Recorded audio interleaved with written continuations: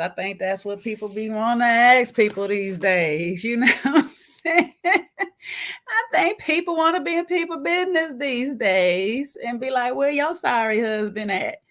You know, and I think it goes both ways. But anywho, here we are. Welcome back to another round. I'm your host, Jay, joined with my cousin, my big cousin over here, El Cid. You know what I'm saying? And we are the cousins, all right? Because since y'all love to say we just cut up all the damn time when we get together. I don't know. I don't know. I don't see nothing that we do wrong. You know, we just go on cousin walks and talk. Kiki, shoot the shit, you know. And if you think it's wrong, keep it to yourself. Hello. Hello. Have y'all ever been beat up by cousins before? No, just no. We all jokes here. No violence, no violence. Welcome on in. Welcome back to our excuse me. Welcome back to my channel though, for real. We are back with another episode of Love and Marriage Detroit. We're on episode 3, season 2. Child is knocker. What is it? Knocker ball. Have you ever played knocker ball? I've never did it. I seen it done, but I ain't never played it. No, never played it because, and that's, sometimes you have to know your limitations. That's a sport I really shouldn't do because I would take it as serious as Anthony and I'd be knocking everybody off. I'd be mad if anybody knocks me off my feet. So maybe I should stay away from this one. That's why I feel like all pent up rage, especially if you on the opposing team. I'm coming straight for you. And that's what people was doing this episode. They was coming straight for people, whether they was hitting or landing, knocking them down, or left standing. I really don't know. It's up to y'all to decide on what was happening in this episode, but a lot was happening. Okay. Hey Shane, come on in. Happy Sunday to you too. Child, it was a lot happening. But yeah, overall, I think it was a good episode. It was an eye-opening episode for me. What you think, Elsie? Oh yeah, it was eye-opening. I have to, call a few people out for shenanigans. They just showboating. Mm-hmm. But other than that, Anthony's still petty. Still a petty. It was wonderful. It was actually he's not as petty, but he thinks that no one sees his petty, and that is the wonderful part of it. And it's all over TV for us to see. It is all over. It's funny that you say that though, because he really do believe like he invisible. It's like on Big Daddy when the little kid put the glasses on and he feel like nobody can see him, so he like. It's like, baby, everybody see through you with your stuff, but it's just hilarious. You just gotta let them be, because Anthony at the end of the day is a big old kid. He a big old kid. Really? Me? I don't even talk like that. What are you talking about? 5 minutes later. Roll that beautiful bean footage. In the confessionals, baby. He be in the confessionals letting loose, baby. He is like a man that's been holding his fart for a long time and just can't wait to get along in the elevator. Because, child, he lets loose every single time. For real, child. I think this is what the masses are saying. But, sometimes you need that person on the show. They're like that comedic relief, that, sidekick that always come in handy. Anthony, the Thompsons, for me, this is for me. Be mad if you want to. Leave it down in the comments if you're mad. Tell me how much you're mad about this next statement I'm about to say. But the Thompsons, for me, are that sidekick couple that you needed. Back in the day, and I'm going to tell a little bit of my age, Lucille Ball and stuff like that. It was the Mertz.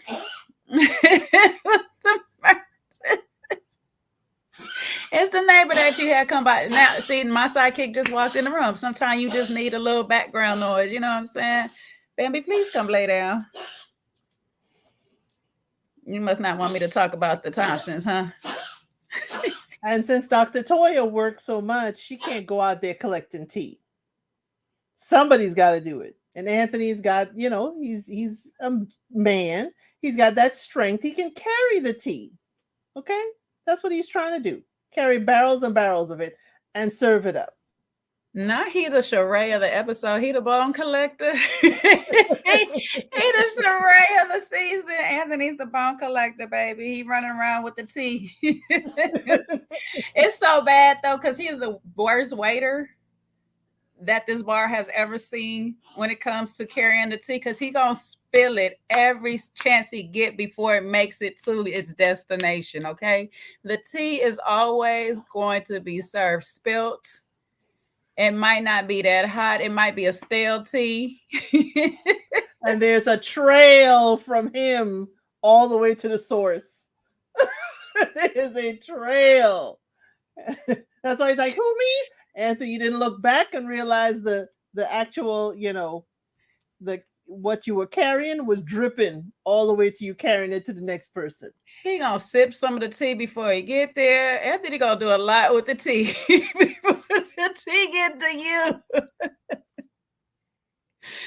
Child, I was just like, Anthony. And so that's basically how the episode starts off, with Anthony trying to find out more of the tea, the Brandon and Christina tea, okay? Because Brandon, last episode, as we know, has decided for some ungodly, unwitted reason to confide in Anthony about his marriage. So this episode starts off with Anthony cannot hold back, but by taking Christina out on a date so he can get right into the tea. He ain't got no coof about it either. He's like a child waiting on Christmas morning, and he said, you can't open presents till everybody's awake. He's like, wait, I'm waiting for Christina to get here. I just want the tea. I'm awake. I didn't sleep all night. That's what it's giving. That girl couldn't even sit down good. And he was like, yes, what about you and Brandon? I heard about you and Brandon, child. I just want to be a good friend. And this is what makes me mad. But somehow with Brandon, now all shows do this. But somehow with Brandon, he kind of gets away with it a little bit. But it makes me mad that they always try to disguise this as, I'm just trying to be a good friend. In your time of need, I'm just trying to be a good friend, in your bereavement, in your grief, in your loss. I just want to be here for you. So tell me what's going on with you. Tell me now. Whether you like to or not, I gots to know. Oh, it's like, but she knew, it's like she knew. And she clocked it and said, hey, are you trying to be a good friend, or are you just trying to dig deeper to be petty, to be messy? She knew. But she knew she had to film with him. So she gave him a few scraps and then he tried to be like, well, I want to work with you. How about you come to my podcast and talk about your music that you're trying to relaunch, and we could discuss your music. She knows. Can we talk about that though? Like, it was a strict contrast. Editing put a strict contrast in this episode, baby, because when you see how Russell behaved with situations and you look how Anthony behaved with situations as a married man. As a married man, would you be wanting another man to ask your wife another man that you are beefing with or not totally cool with, asking him, your wife, hey, let's do some business together because I know y'all in the turmoil right now. I know y'all got beef going on right now. Because out of all times, this is the first time you ever asked her to be in a business. And another shady thing that he did too, when she first sat down, he was like, oh yeah, I talked to Brandon at the Man's Movement. Sir, stop playing. Brandon was not invited to the Man's Movement. You meant to say talk to after the Man's Movement?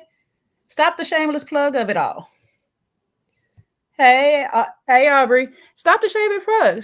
Stop it.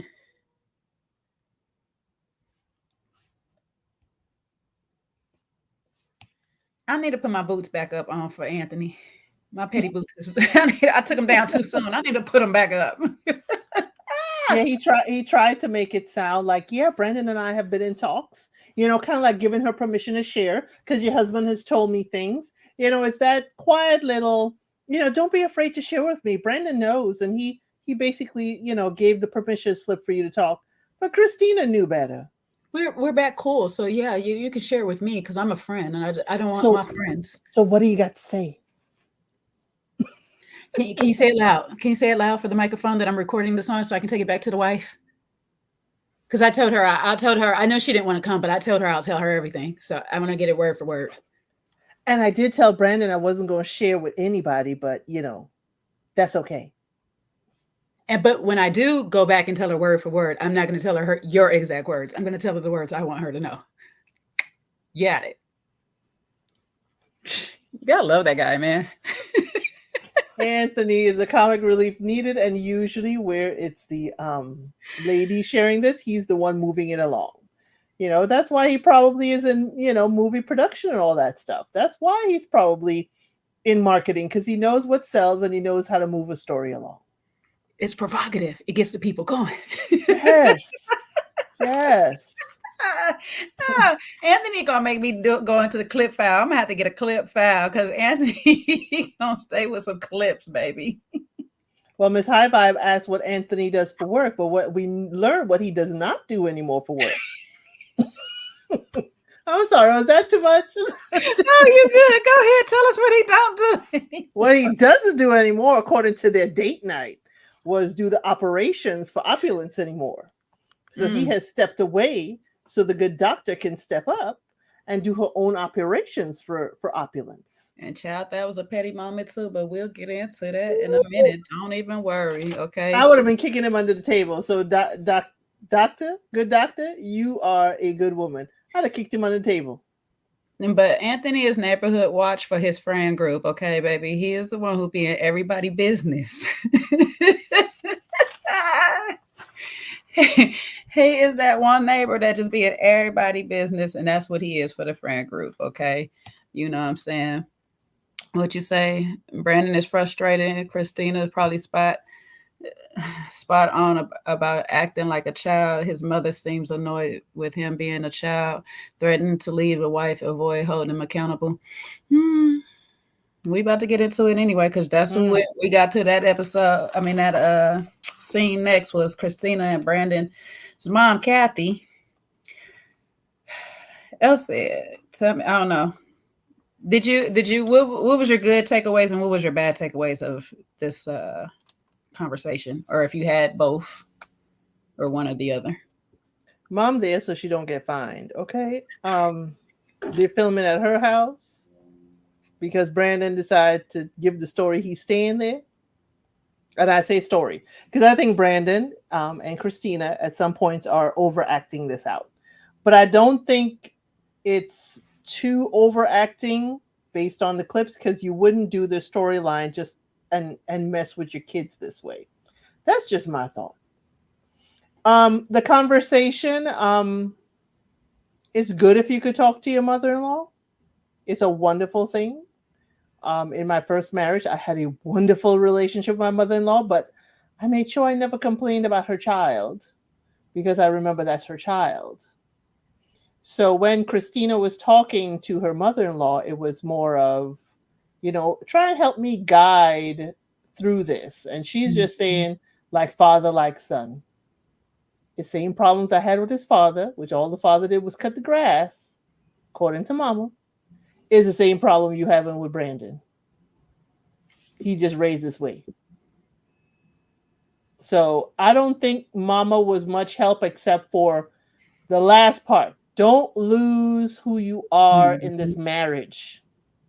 The kids now are in school. You have time. Don't lose yourself and not have anything that is just for you in this marriage. For me, it sounded like self-care. Mm-hmm. I won't get fined. I'm just here so I won't get fined. I'm just here so I won't get fined. Mama just here so she won't get fined. I agree with you wholeheartedly, though, because I said as soon as this conversation opened up about Brandon's childhood, it got tight. I felt the tension creep all up and through that scene. I said, "Oh, it's about to get hard and heavy, and Mama's closing off already." Okay, um, but somehow Christina, I think the approach Christina took of not coming in on attack of Brandon, but more like, "Hey, help me understand your child. You've been with him long enough. You can tell me what I need to do to make this thing work." And I'm not gonna say they're overacting, because when Christina started talking, you could actually see the genuineness of this, that a woman, she is really trying to get her husband back. She don't want to throw these 12 years that they've been together away. She don't want to, fully move on. It wasn't until Mom actually said, "Hey, you need to remember who you are," and get into the space where we hear Christina say, "You know what, you're right. I kind of been doing this on my own." She didn't even realize she'd been doing this on her own.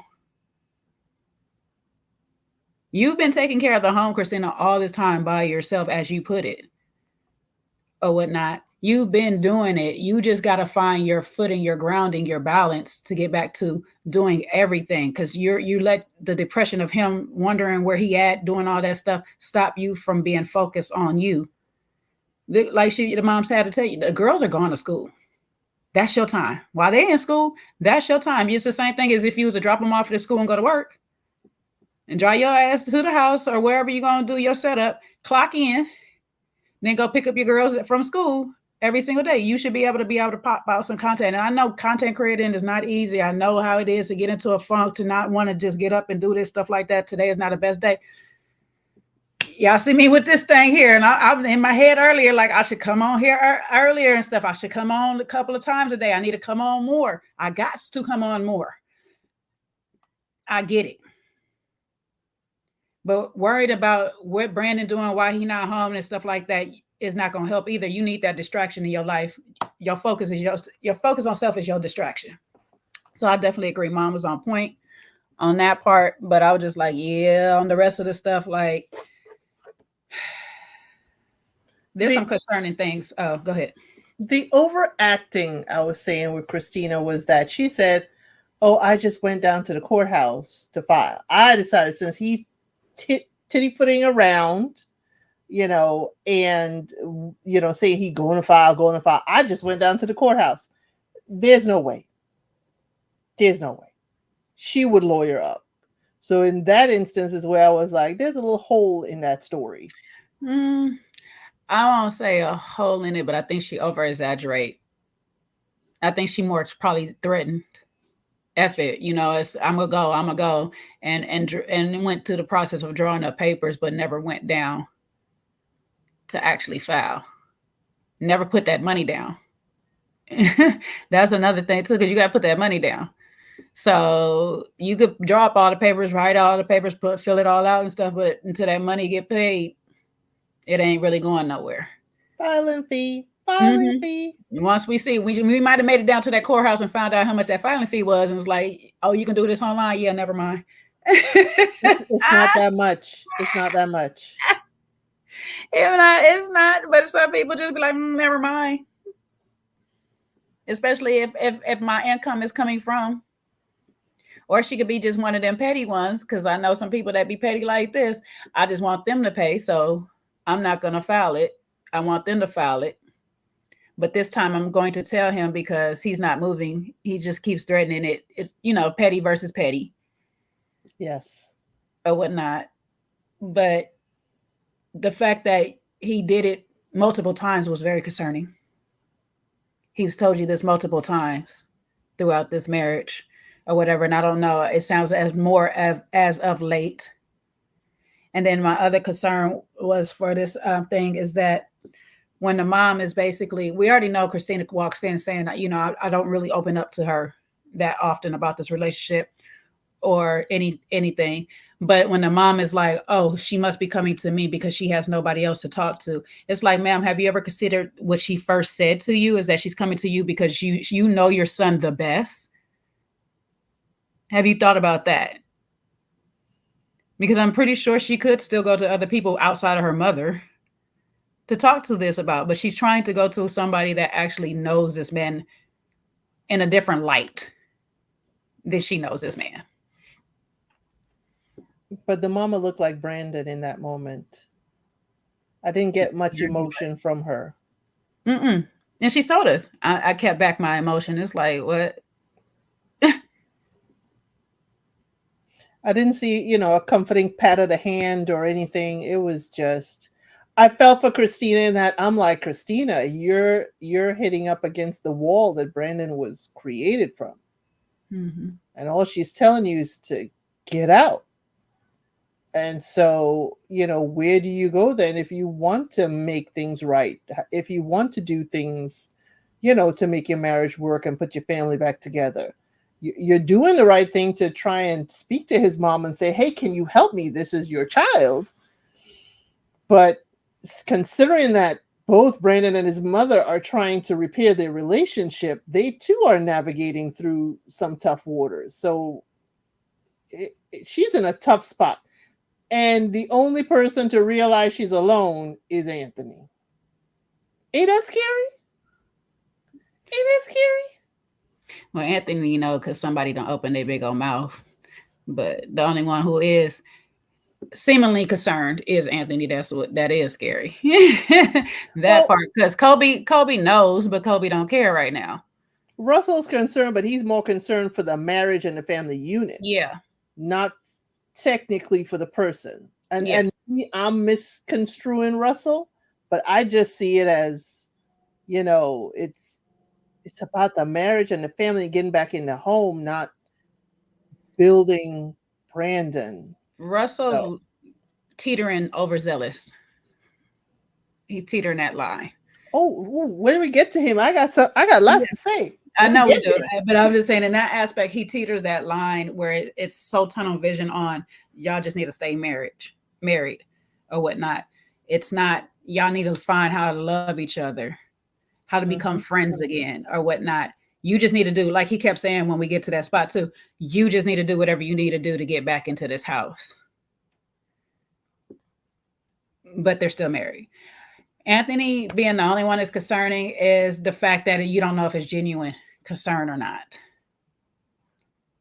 It's like, we're glad that Anthony is concerned enough to even ask about it, but are you genuine, or is it just because you want the tea to, because you still secretly have something against them, you want to see their downfall to a point? Or do you, as you say, really want to see your friends thriving and happy again? So Anthony is questionable. Highly questionable. And it's sad that, she really don't have nobody on the show to talk to. And the mom is no help. And that's another thing though, if you really pay attention to it, Christina needs to pay attention to it. I always looked at how the parent is and how they are with their child to let me learn a lot about how I'm gonna deal with their child. You don't have to ask their child or whatever and stuff like that. When I see a parent is emotionless and the child is emotionless, I just know that when it comes to certain love languages, you're just not going to pick them up because you don't have the emotions to pick them up. So I might have to be more direct and more frank with you than waiting for you to pick up on some of the cues non-verbally. I might have to start telling you like basically, and we'll get to that part too, when Christina keeps saying, I just want him to adapt the spirit of the fruit. The fruit of the spirit.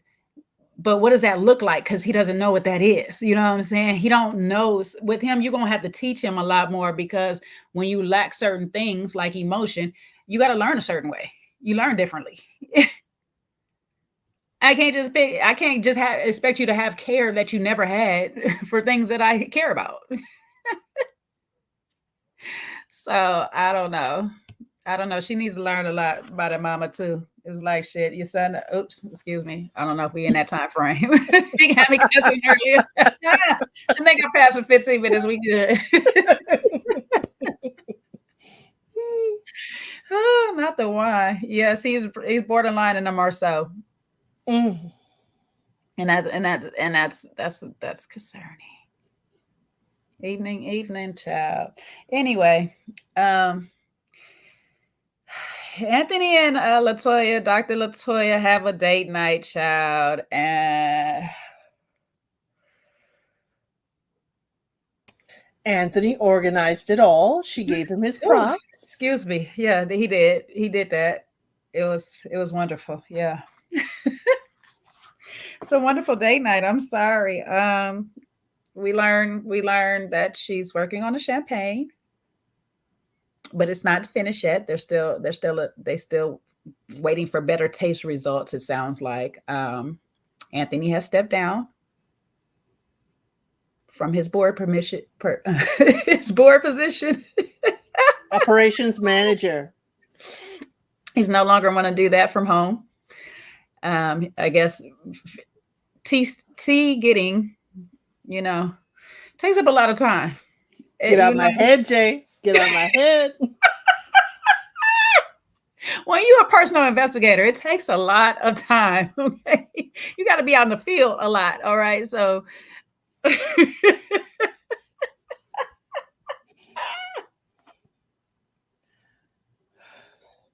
Collecting and feeding folks is a full-time job. Getting that data, baby. Data entry. That's what his new position is. That data entry position. Data collector. Oh, yes. He worked for the people of the Census Bureau. You know how they say the Bureau. It's the people of the census. They want to know what's going on in the hood.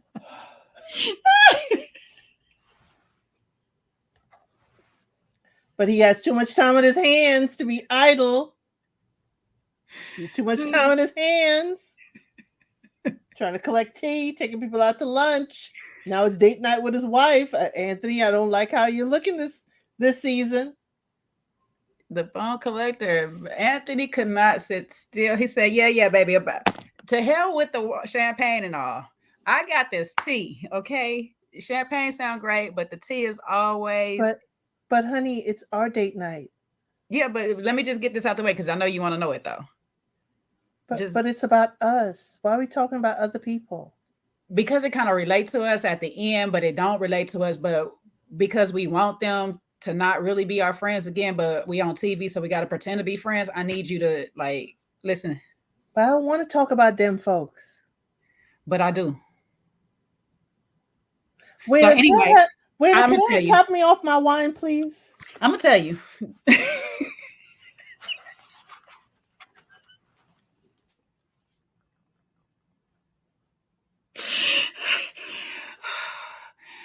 And I forgot what earlier though, because he says, because he does it again in this moment, and I realized him and Dr. Latoya are two peas in the same pod, because they do this thing a lot together. So in the scene with him and Christina was explaining how they shade her, how they called her a liar, a manipulator. The footage came back from the reunion of Dr. Latoya saying it for sure. We didn't get any footage of Anthony saying things, but we know Anthony have said things. Why do we know Anthony has said things? Because right after he says, I have not said anything. Footage. In confessional, Anthony is saying everything. No, I haven't said it to you, but I've said it in confessional. Producers know, but they ain't going to talk in this scene. The footage going to be out there, though. You'll see it later. So date night is for tea spillage. Okay. Date night is for tea spillage. And sure enough, in this, he decides he wants to retell the story of what happened on the date with him and Christina. Now, maybe in the scenes I've seen, I don't know if y'all seen the same scenes, but in the scenes I've seen, some of the recap was a little off from what I've seen previously. Now, I could be wrong. Editing might have cut out some things and rearranged some stuff. It has been known to happen. However, Dr. Latoya got a whole different thing than what I got. Now, I don't know if you in the audience got that. I don't know, El said if you got some things different, or he said everything you seen. I'm not sure. Oh, no, he left a lot out. It's like when you're a kid and you're in trouble and you know maybe the teacher gonna call your parent, but then you want to give your version, and you go sanitize your version because you don't want them to get mad at you. Because Dr. Latoya already said, why? Why do you have to have the conversation? So now he's trying to present it to her as, this is why, honey, and this is why it's important, and I need you to follow me on this. That's what he did with it. Because now he's talking to his wife. Now, when he's talking to anybody else or what actually happened, it's very foolish because they're going to replay it at the reunion. Yeah, we could replay it now. You know what I'm saying? I'm going to need you to get the B footage to show that all these other things, because some of the stuff was very concerning to me, because she didn't necessarily just outright say that y'all bringing the ops to come at her. She was saying that she feels the certain way. It just feels like y'all doing things intentionally towards her. She also understands that you, Anthony, may have not been the one who called her a liar or manipulator, but your wife sure enough did, and you stand by your wife wholeheartedly, very heavily, as you should. And it was quite interesting in this one. I'm going to give Anthony the credit because he should have did it the last time. He didn't throw Latoya under the bus this time. I guess he ran her over enough with Brandon.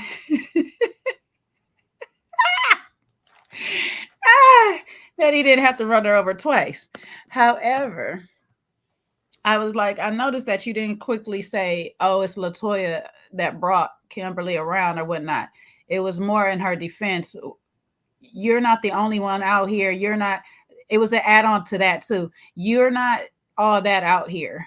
You're new to this place. You're a foreigner to Detroit.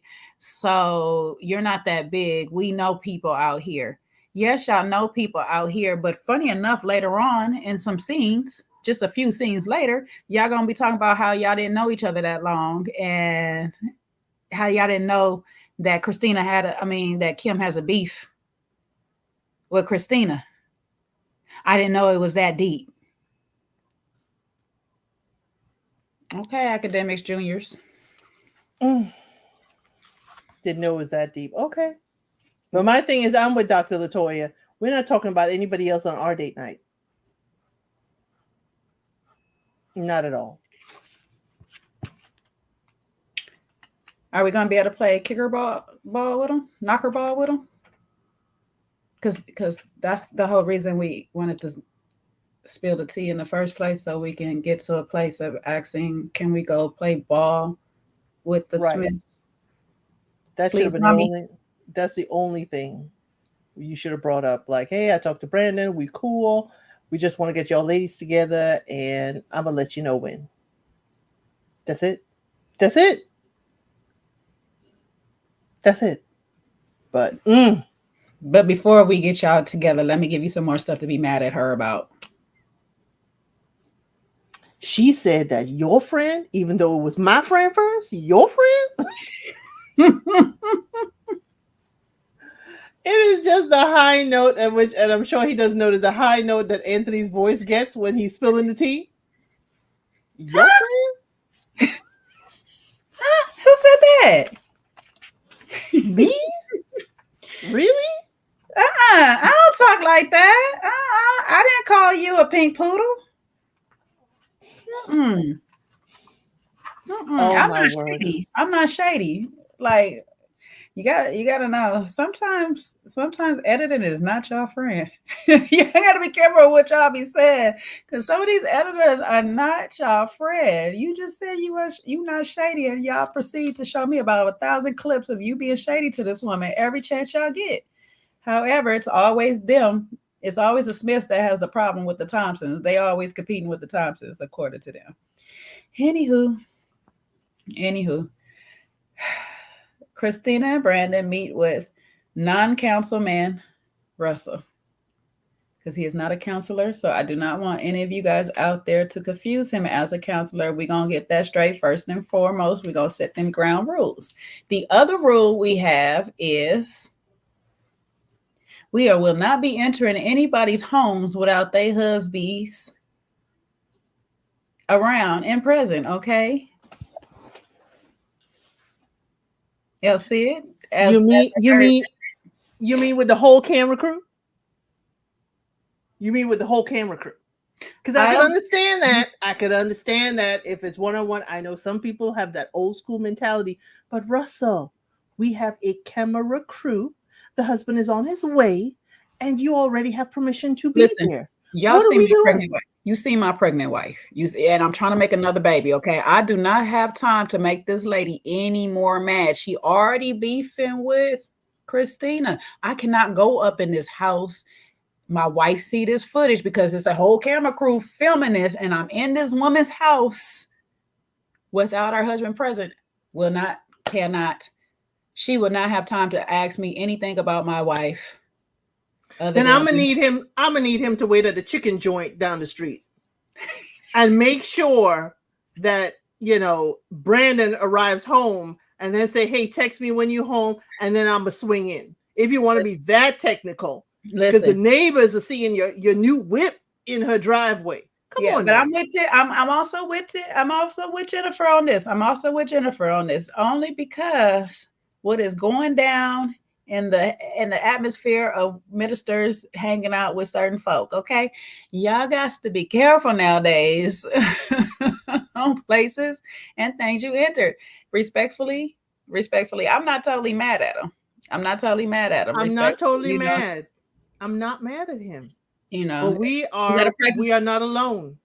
Yeah, but sometimes you just got to practice it all the way around. You know what I'm saying? We don't want to get comfortable in any kind of way. We don't, just in case editing don't mess with me either. Let me protect my own. Let me cover my ass. Okay. Let me CMA myself. All right. Per my last email. Anyway, this is not the couple you should be starting your ministerial aspirations. Not at all. I'm not a counselor. He should just stay out of it. Out of it. This is not where you start, because Christina will give you a 1-star review and sing about it. Listen. He got to start. He got to practice somewhere. So this is what it is. You're already biased. That's your boy. I wouldn't want you. He is his boy, but at the same time, have we seen him just give boyish counsel to him though? We haven't seen that. We have seen him be more biased to the marriage part of it than he is, you're just my boy. And it's almost to the fact when he came in, it's like, I'm not even a counselor. I'm just here as a friend, a brother, a man of the people. I'm just here on that aspect. I'm just here to hear y'all out. So he is very demure, very mindful, very cutesy. Okay. Now I agree with you though, Elsie, when he came out with his first question and it was directly to Christina. I was like, oh, here we about to get into the boy. We about to get into the boy counseling of it all. Because I was waiting for the question back to Brandon too, or something like, what is it you want out of here? And I don't know if they edit that part out, but I needed that same question to Brandon, because it's like, what is it that Brandon wants? We need to hear what they both want. And then we can move forward on how we merge these wants into something cohesive and working for the both of them. So I was just like, I'm not mad at the question. I wasn't mad at the answer, but I don't think we were getting much resolve from Brandon on translation to what it is that she wants.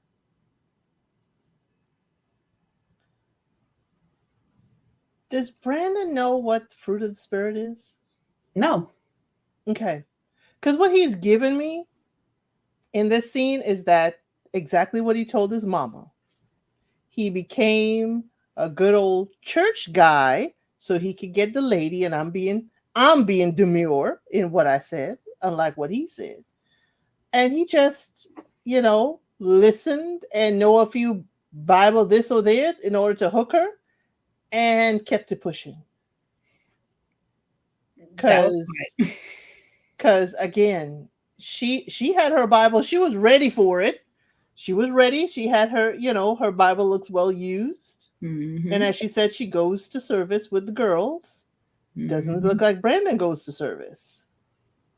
So for me, what she wanted and the husband she wanted, Brandon wasn't presenting that.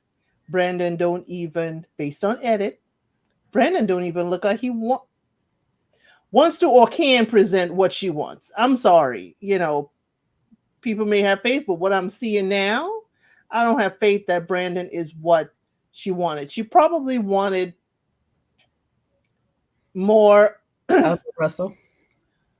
Of Russell. Of a Russell type, but even an Anthony type without the pettiness. Anthony's religious side is there. Yeah. So and that's what I mean of Russell too, before right. anybody try to confuse what I'm saying. Right. She wanted the gentleman on the cast who have a very strong religious side. That's what she wanted. And that is not what she got. And he did not keep up the facade. And now here we are 12 years later, the milk is definitely spoiled.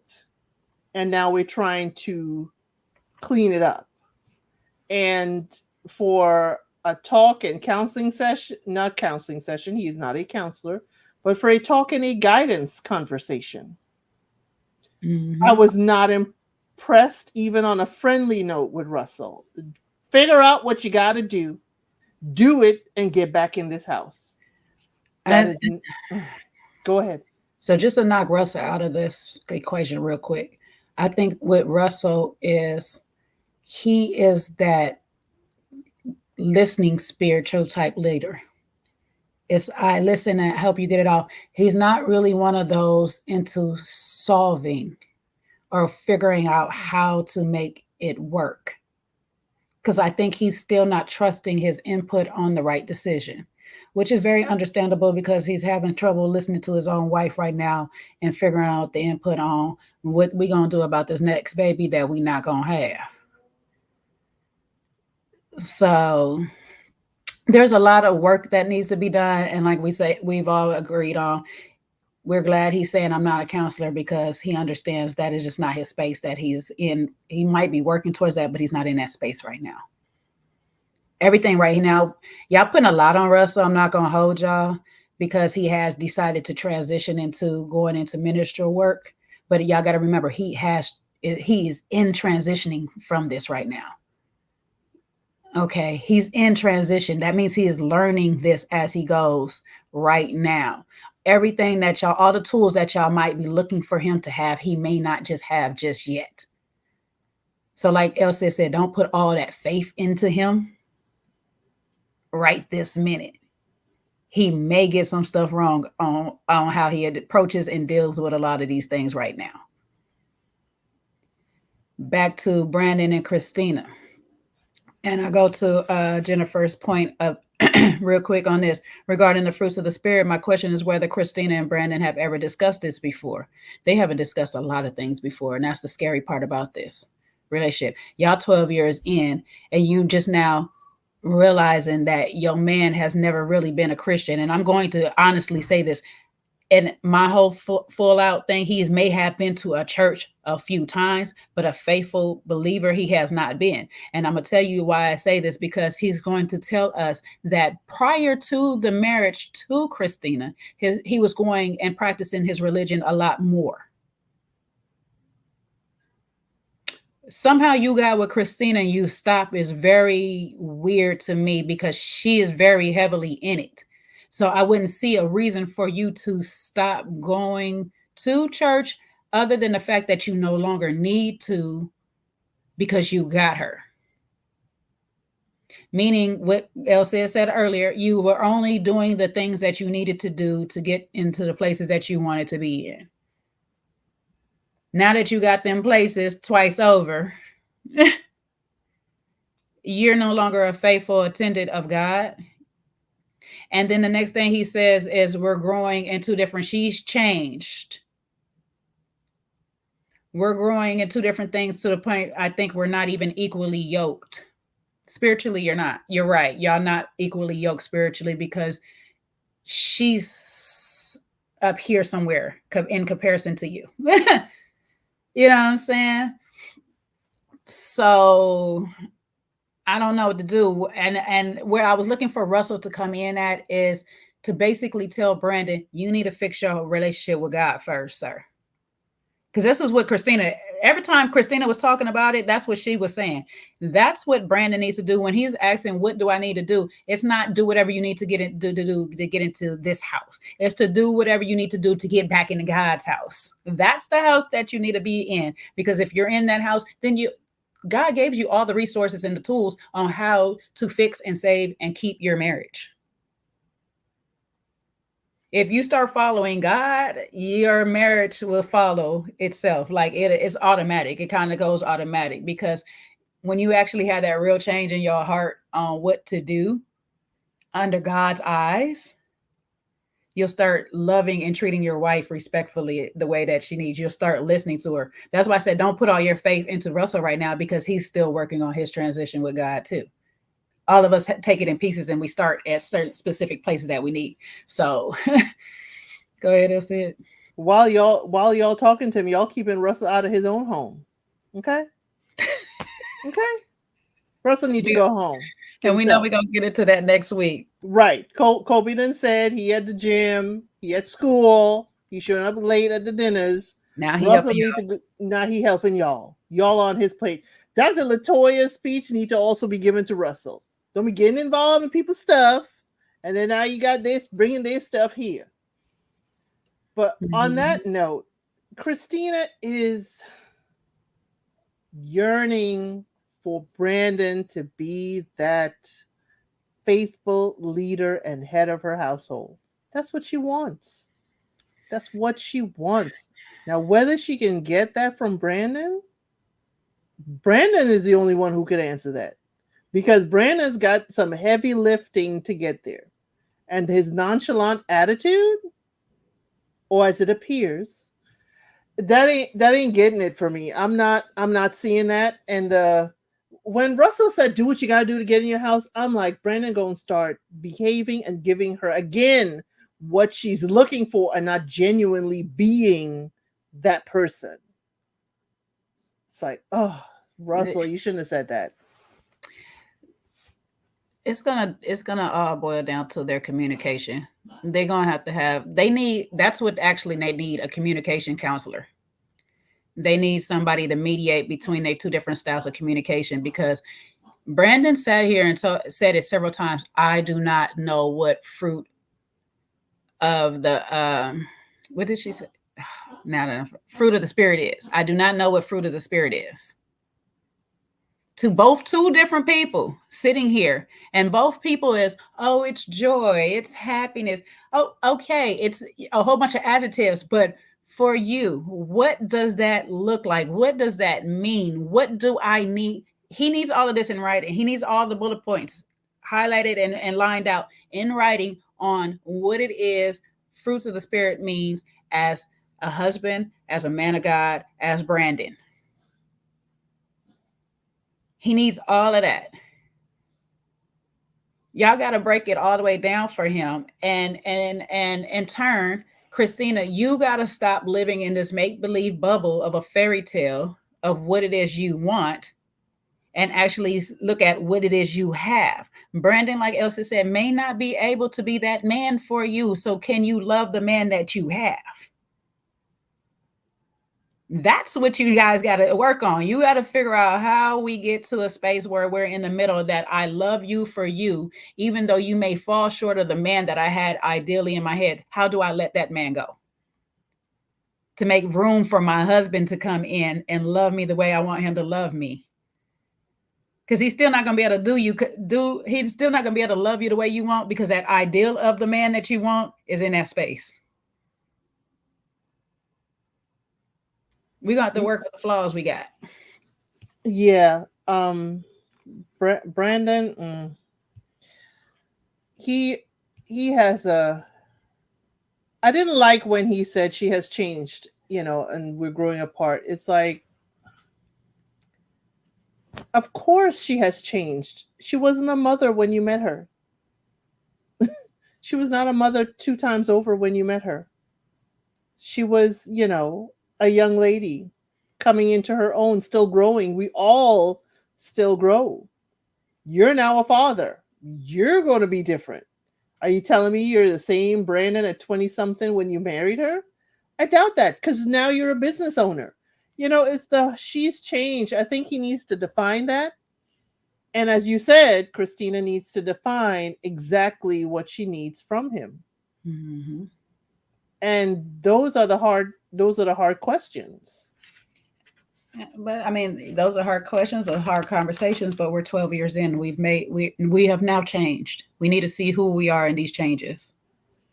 That's why some of these date nights that all these other couples is begging for is important, because this is where we get to date each other all over again and learn the new people we're with through these changes as we're both evolving. That question that we ask how was your day? How was your day? It becomes mundane after a while, but we need to really sit down sometime and really take time to be like, in the last few months, I have noticed this about you. Is this something new? Is something going on? What's happening? We go through natural evolutionary changes. Sometimes that changes our moods, our mindsets on different things and stuff like that. We got to talk about these things. We got to check in. We can't keep just doing what we want, Brandon. And we can't just keep letting people do whatever they want to do to us, Christina, without saying something. That's a part of adulthood too, being able to say what it is that's on your mind, but still be respectful of each other, still be loving, still be home to have the conversation. Okay. We can't keep running, because that's running. You marry somebody and now you're never home.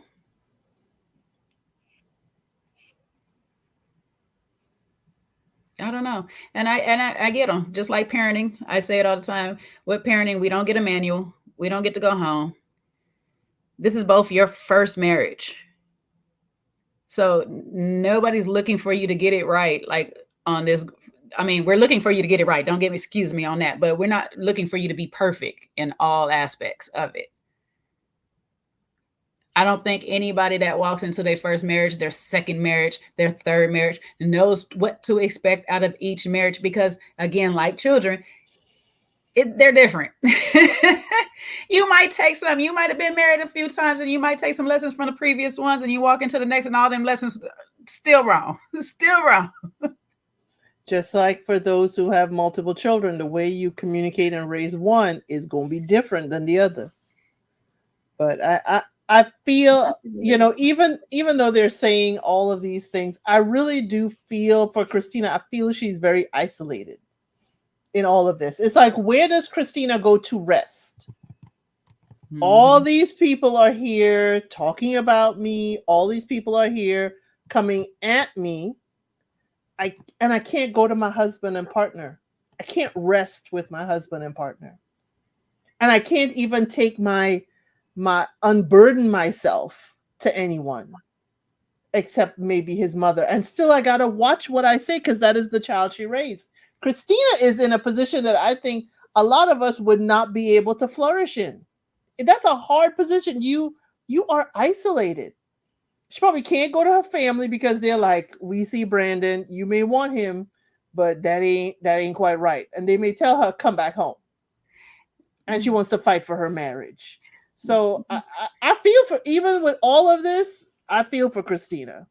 I feel for her, but unfortunately for her, and it's going to sound insensitive how I say it, and I'll explain afterwards, she signed up for this because it's kind of like the Carlos King curse of these shows. And I'm not saying she signed up for her marriage to go downhill by marrying this thing.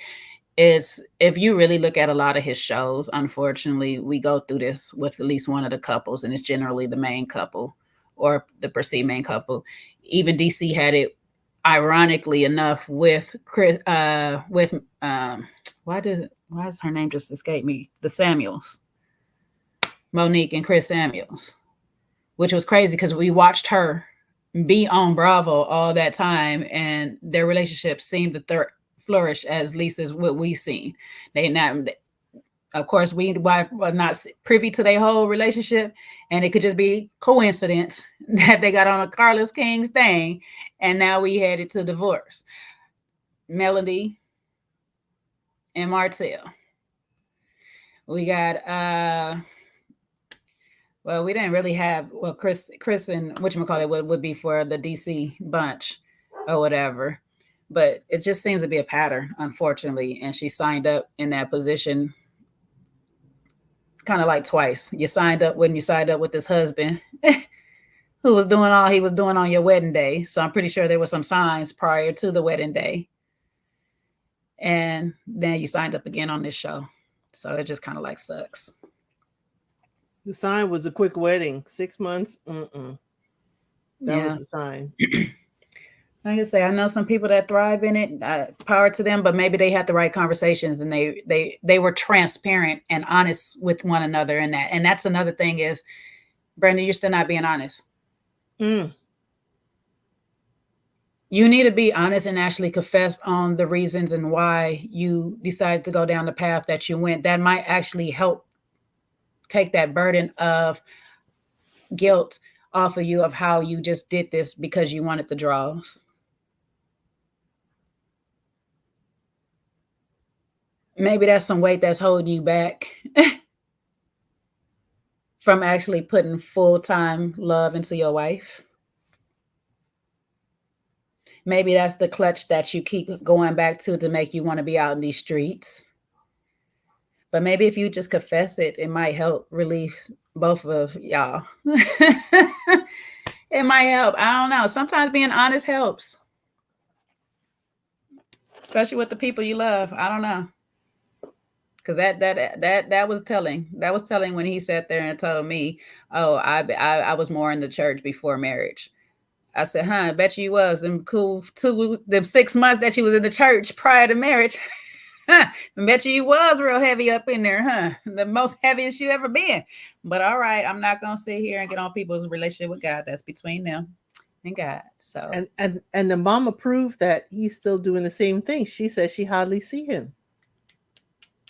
So he, Russell need to add a caveat. When you get back in this house, stay in this house, please. Stay in this house. Love should have brought you home last night. You should have been with me. I should have been right by my side. But Brandon got a plan, so we're going to wait and see what this plan is to get back in the house. Brandon got a plan, the man with a plan, okay? Y'all know we got a plan. Got a plan. Just sit there and watch. Who's the man with the master plan? We're going to see what this plan. I hope this is a real plan of getting Brandon back together and not just a plan to get in this house, child. Please. We gonna see though. We gonna see. We shall see. I do wish them the best. I hope they work it out because I really do feel like they'll kind of be lost without each other just because one, they spend so much time together, but they're kind of codependent. I know it sounds bad when I say it like that, but they're kind of codependent or whatever. No, but they spend so much time together. The 12 years because that's what I'm saying, but they are actually kind of codependent. It's giving Mary J. Blige. I was your lover and your secretary. Okay? It's giving. It's not giving. Don't say it's giving Angela. I mean, Angela, not Angela. It's she gonna cut her hair? No, it's giving that. On fire? No. But that's where that song came from. No, it's giving that she has given up a lot of her life to help with his business career and production because she was a stylist. Yes, voluntarily, but of course you will give up just about anything to help your husband in his dreams and stuff. Mm-hmm. Even though hers aren't fulfilled. That's the way I'm saying it. It gives that. It's like when she said all these years, she hasn't really been working. Mm-hmm. He's been providing everything. For me, that's a cautionary tale. Even though it's wonderful, don't put all your eggs in that one basket, or at least be able to survive. when you're doing it because you have a passion in it, you have a stake in it, you have, there's stuff in it for you, that's one thing. But the only thing that was in it for her to do it is to keep an eye on him. Let's really be honest. We got to be honest with that. I need her to be honest with that, because there's no way that I'm going to give up my aspirations of singing and you do music to be your manager or talent, whatever that she was doing for a minute, unless I'm trying to figure out a job to stay closer to you because you won't let me pursue my dreams. Child, somebody else would have picked me up, just like he was working with that other man. And I understand that he did a selfish thing on that too, because out of his insecurities and jealousies, he made you start working with that other man because he knew he was out here doing wrong. And you, as a good wife, I'm not faulting you for that. But when the infidelities didn't stop, we was gonna have to put our foot down sooner. I'm so sorry. You got me all the way effed up. You got me all. I'm gonna remember. I don't know. I know I'm of a different breed. I'm gonna remember who the heck I am a lot sooner than that. And I have been out and down for a little bit where I was like, "Oh, what the hell was I thinking?" But no, not 12 years a slave. No, baby. Mm-mm. She's a good woman to forgive infidelity. I just don't. I just don't forgive infidelity. But she is a good woman. She is following her good word and trying to keep her family together. But could be me. Nah, not me. And I said it high vibes. Unfortunately, it gave me before a little desperate when she decided that this is what we're gonna do, because this marriage would have started. But he probably would have been asking for a divorce about week 2. Cause I still be on the honeymoon. Like, I know you did not just disrespect. I just sat and thought about it again. Like, you just really disrespected me on my wedding day, nigga. That honeymoon would have been all ruined, bro. By the time we got back, he'd be like, "Yeah, nah, we're gonna have to go ahead and file this paperwork." Cause you crazy for real. Oh, he would have found out how crazy I am for real. On my wedding day. You know how long I lasted to get in this dress? not just the drawers off. We getting the mask off too. Everything. We about to be all the way nude, okay? You getting to see it all. Everything, all. I want it down to the bone, baby. And I rip it all off. Let's go. Cause you what?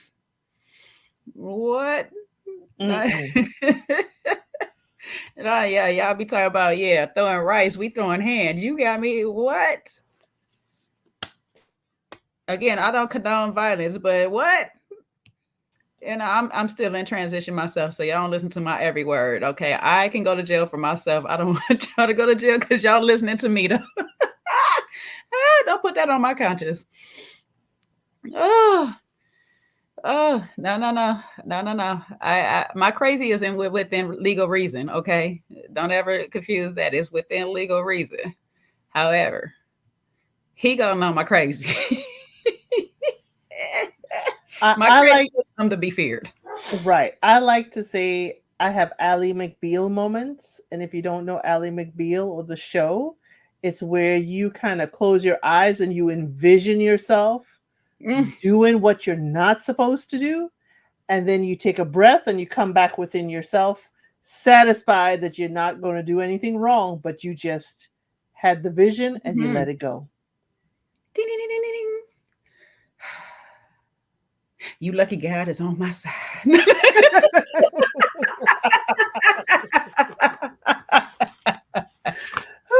Ooh, you lucky. I be telling people, like, y'all was lucky I was raised. I was raised in some form of truth, sweetheart. Y'all was real lucky, because if I don't have a fear of God instilled in me, the visions that I be having, the way my mind work, it's just sad. But Yes. Brandon is so blessed. He's married to Christina. Yes, he is. Yes, he is. I hope he Amen. realizes it. I hope he do too, and stop just playing on. I need to get in the house because I need somebody to wash my clothes because my mama won't, Yeah. and my mama As she won't be out her shouldn't. house. And she shouldn't be washing your clothes anyway. You grown. Man, Go to laundromat. mama was like, "You bringing stuff over? You need to take stuff out." she was like, "Don't bring nothing else in this house." Don't bring none of his stuff. I'll take my pan back. But don't bring none of his stuff. Like, what you bring this stuff in for? Take him with you. Don't bring it. Take him. Thought you was coming to collect them. I thought that's what you was coming over here to do. Oh, jeez. Anywho, we learned about the D&D group. You know what? Let me not yawn on this group because again, I like the message that the group has. This is a group from Kimberly Dobine, our new couple, Marcel Dobine, Kimberly and Marcel, and her friend, something Daniel. I can't remember. I think it was Kim Daniels. I don't remember. Her last name is Daniel, so that's why we got the D&D group. And it's basically like what I gathered, and I didn't take full details, but it was kind of like a women's empowerment type group where they're employing other Black women. They go around. She does events for people. They put on presentations and panels. It sounds like they do also. So I'm all for the Black on Black experience, the Black on Black empowerment, bringing Black people up. What I do not like, and I'm not saying Kimberly is guilty of this yet. I'm a air quotes my yets because I don't know, but unfortunately, her friend, who has known her longer but not as good as a friend of his wife, Anthony, is good at throwing this men's movement empowerment thing and stuff. And don't get me wrong, Kimberly has been doing her thing clearly for some time longer than Anthony. But I really dislike when they use this, but don't want to include all of the men that they're associated with in the thing. And I understand sometimes we leave certain people out for certain reasons, but our personal just disdain and dislike for sometimes for people shouldn't be the reason. I mean, the disdain and dislike has to be for like an actual cause, because this person is doing disruptive stuff. Every time you invite them somewhere, they're messing up the program. They got some thing going on or something like this.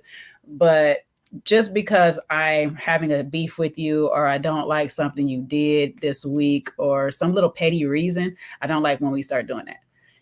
So once we got to the point where Marcel came in and she started telling them I'm inviting everybody, and she said, no, I'm really inviting everybody. It's a charity. I was like, okay, I like how the fact that you're putting some of your personal issues aside for the greater good. I can rock with you. On that. So like, wasn't much going on in their life still. And I'm like, if y'all don't stop talking about the Smiths and all this stuff like that, what do y'all have going on, baby? And again, another couple talking about they need a date night. They need to schedule a date night. They used to schedule it once a month. And he's like, well, maybe we could just go have lunch. I loved her blouse. I have to say, I looked at her shirt for that meeting and I loved it. That's what I was distracted by, most of it. We know it was a setup for the husband to come in. We know that. But she did set everything aside and say, this is for charity. So all are invited, including the Smiths. And it's not just ladies. It will be the gentlemen invited as well. So I did like to hear that, hey, it's for charity. We're going to put our big girl pants on and just be cordial with each other for charity. Mm-hmm. Now, whether that's how the event goes, we don't know. But she definitely was in her element. You could see how she was, just talking with her staff. She seemed very much where, her passion lies. And that's what I did like to see with Kimberly. Mm-hmm. It was refreshing to see. Her husband came. He's a great supporter. She co-signed that. And he had his own thing going on. The least anyway. My husband know he'd come and show up like that. At least he could bring me my chai latte. I mean, but that's just me and mine.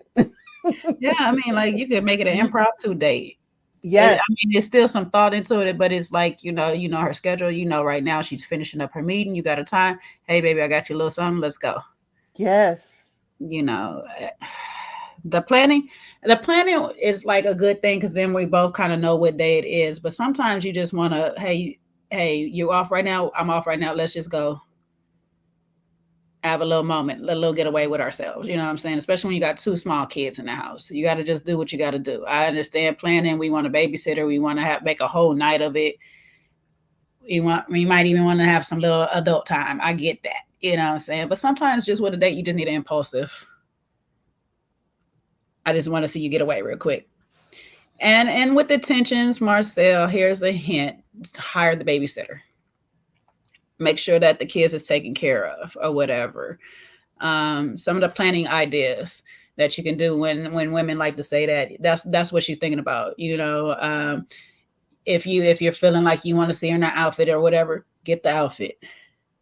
Arrange maybe a spa day or something like that, a nail day or something. A day for sometimes the date doesn't always have to be with you all the whole time. You might be able to just show up at the end after she got some stuff. You know, plan a weekend getaway, a staycation. Y'all don't have to be too far, but you know, y'all get a hotel room somewhere.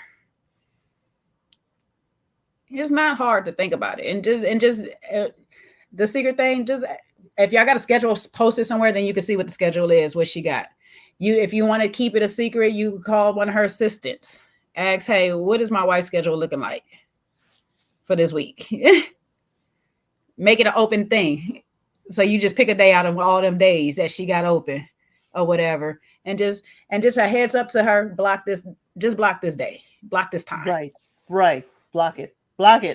Because that's my time. That's my time. I am reclaiming my time. Mm-hmm. Amen, brother. We here for y'all.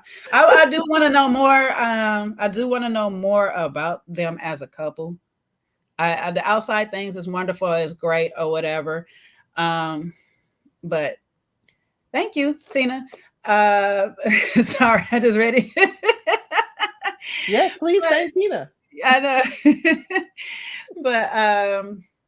But yeah, I want to see them more as a couple. I want to get to know them more as a couple together. That's what I can say, because we got a whole season of get to know the other couples, and so I don't want to just jump in on what they stand for and what their jobs are. I want to know who they are outside of the group. That's what I asked for more. Yeah, they seem nice. We understand having two kids of that age is going to be a challenge, but you're certainly, going to learn on the fly. And since they're from Detroit, yeah, manage a babysitter, and I think babysitter may be one of their mamas. Mm-hmm. Just they will be happy for that, And your wife needs some time to relax too, and y'all need time to relax together. You don't even have to go anywhere. You can do like Anthony, order food, run her a bath. That would be give her a nice massage. Give it, if y'all into it, give each other a massage. I don't know, There you go. But just get rid of the kids. Sometimes you just really just got to get rid of kids. It sound bad, it sound crazy, but sometimes they just cannot be at any time near. They just can't be near. So if y'all got to get out the house and let the sitter stay at the house, meaning your parents stay at the house with the kids, then y'all get out the house. If y'all can get the kids out the house, get the kids out the house. But y'all just need y'all a night. Y'all just need y'all a good night where just block you off a day, a night, whatever it is, so y'all can just be alone and talk. Remember that commercial where they just drop the kids at the door, ring the doorbell, and run? Now, okay, African, this was last week. Now you don't want to be re-trigger us. Don't get us re-triggered, okay. We are talking to our fellow Android users. We're trying to give them sound advice. There will be no Android hate will be tolerated. Hello. I swear I will block all you. I put cases on all you. No, just all you iPhone, all you iPhone users. Apple users. Y'all gonna come in here and do this to me? iPhone ain't got Android.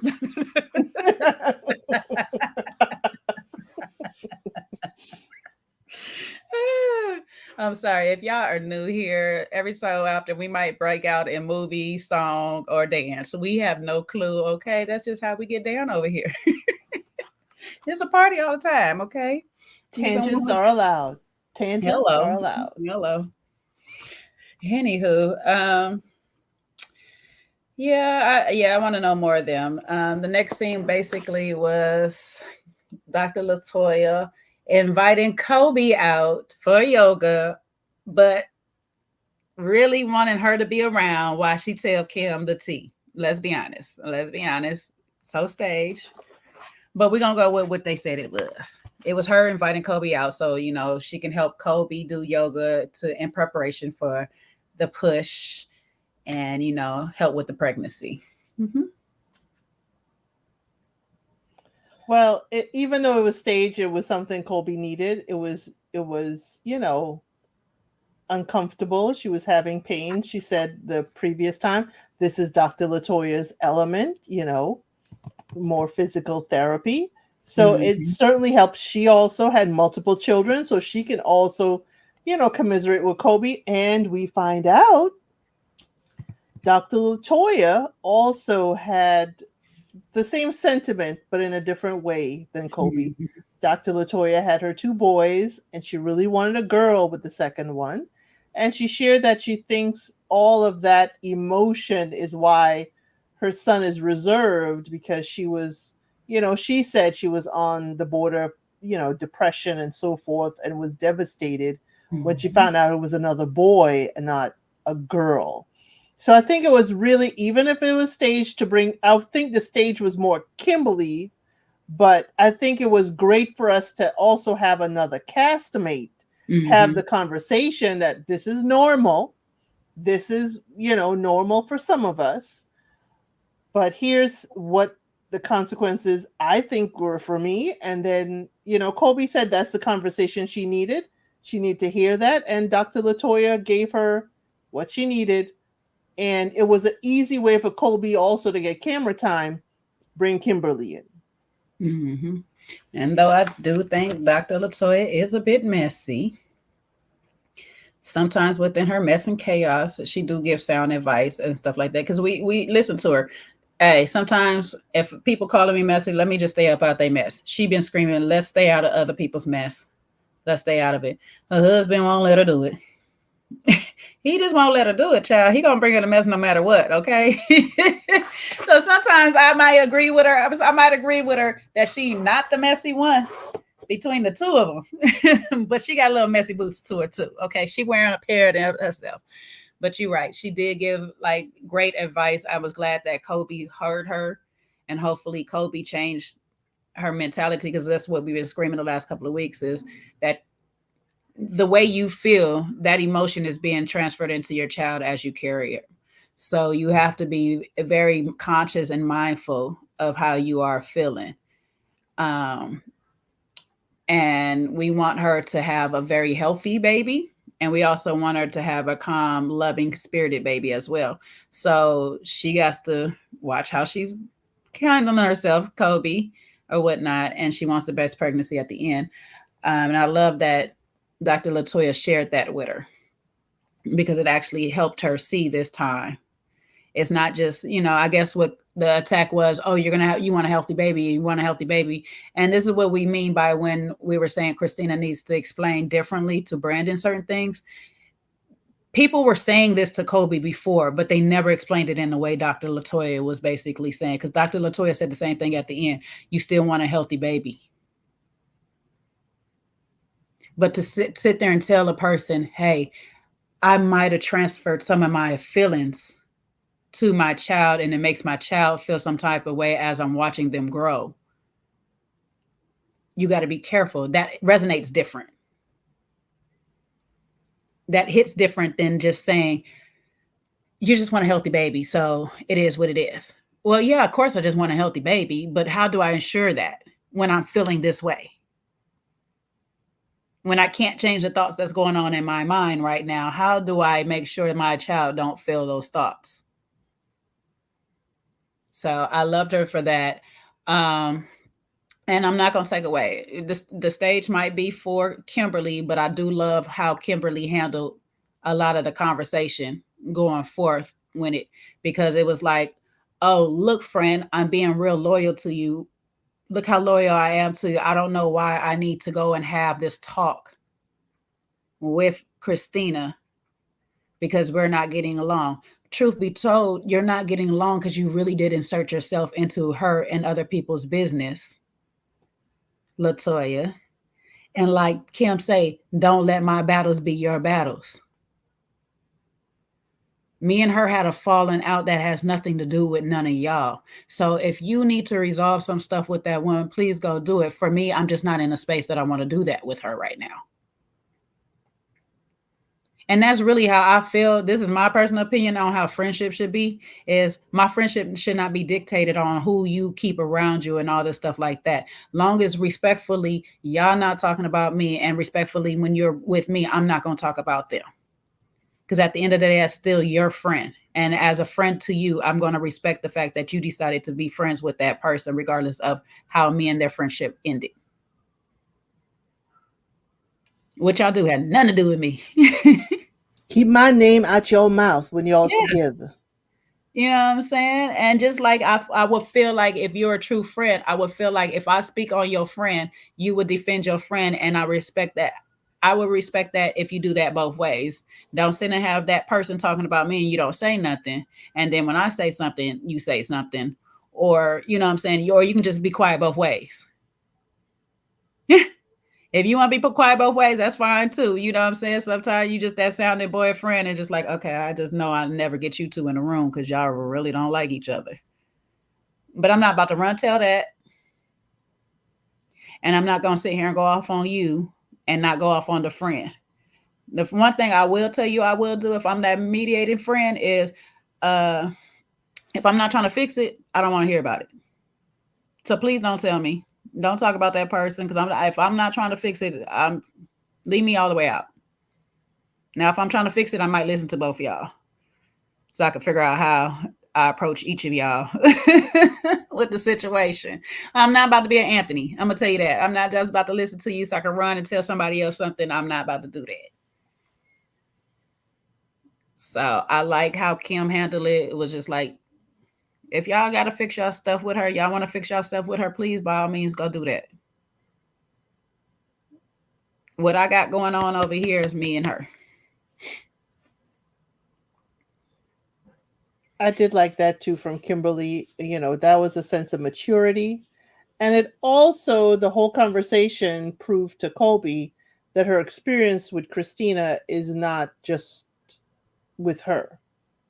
This is a pattern of behavior. Mm-hmm. Not that Colby was looking for any, confirmation, but even just sitting there and listening, she's able to be like, oh, okay, this is a pattern for Christina. This lady saying, 5 years ago or 6 years ago, however long it was, that this was her experience too. So this is just Christina. Yeah. And the whole thing is she just doesn't have follow through. But again, what does follow through look like for you compared to what does follow through look like for Christina? Y'all might have to sit down and just talk about that. Y'all could be in a space that y'all just don't want to be friends anymore and you don't want to talk about it. Fair either way. And I just like being adults about it. Is like, I don't have to like you and talk about you.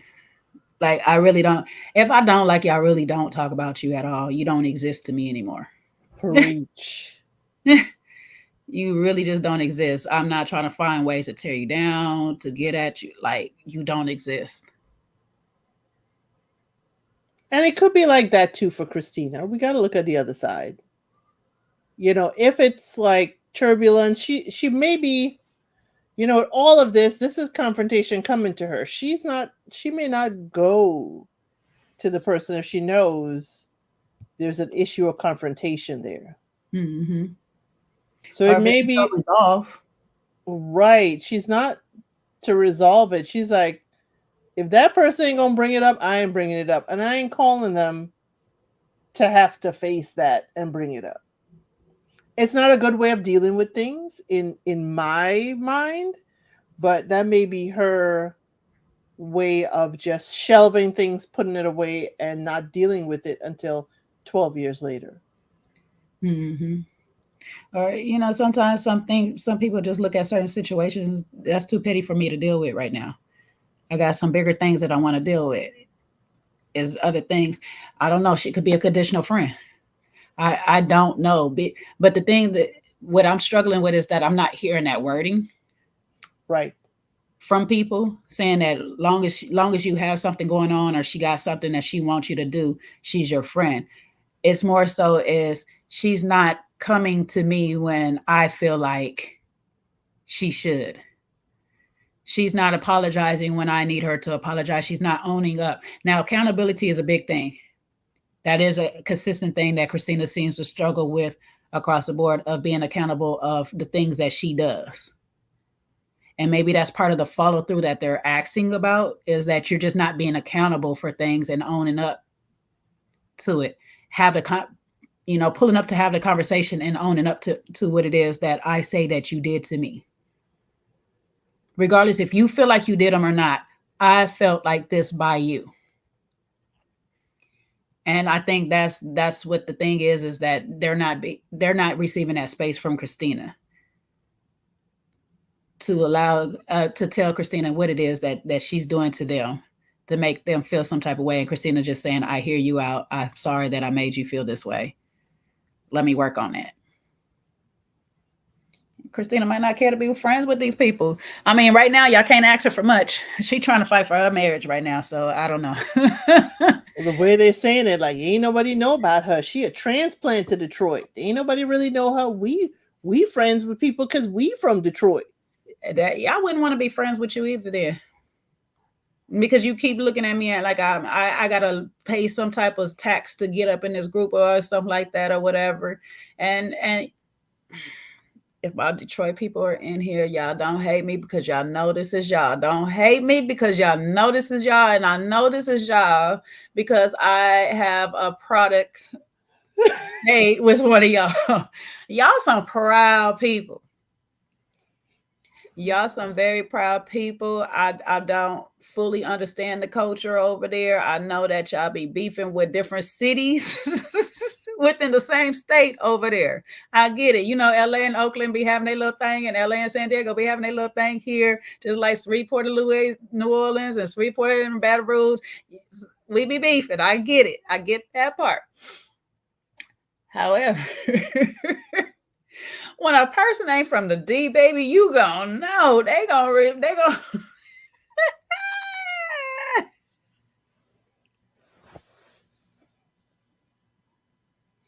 Pride goeth before destruction. Exactly, that's what it is. Detroit versus Detroit. It's Detroit people and Texas. And I'm saying Texas as a whole, because the whole state of Texas, baby, they be on a good one. The whole damn state be on a good one. Different degrees of it. Child, they don't even divide it up. They don't even care. They just Texas, baby. Don't let it be a Cowboy fan. It be them versus everybody. They is on some Tupac mentality, me against the world, baby. Because what? All eyes on me. They really be like, you ain't from here? Woo. Yeah, nah, son, we don't. And don't be a transplant like Christina and try walking in and saying, "What up, though?" Don't even. What up, What up, though? What up, who? What? What up, though? Who brought? Oh, you mean Doughboy from Round the Way? You don't even know what that means. Why you what? You can't come in. No culture vulture over here with you, baby. No, they won't let you, okay? And they're gonna check you at the door. Where are you from? What mouth? What? We don't know that. We don't know those parts. You remember that damn what was it, El Paso commercial? New York City.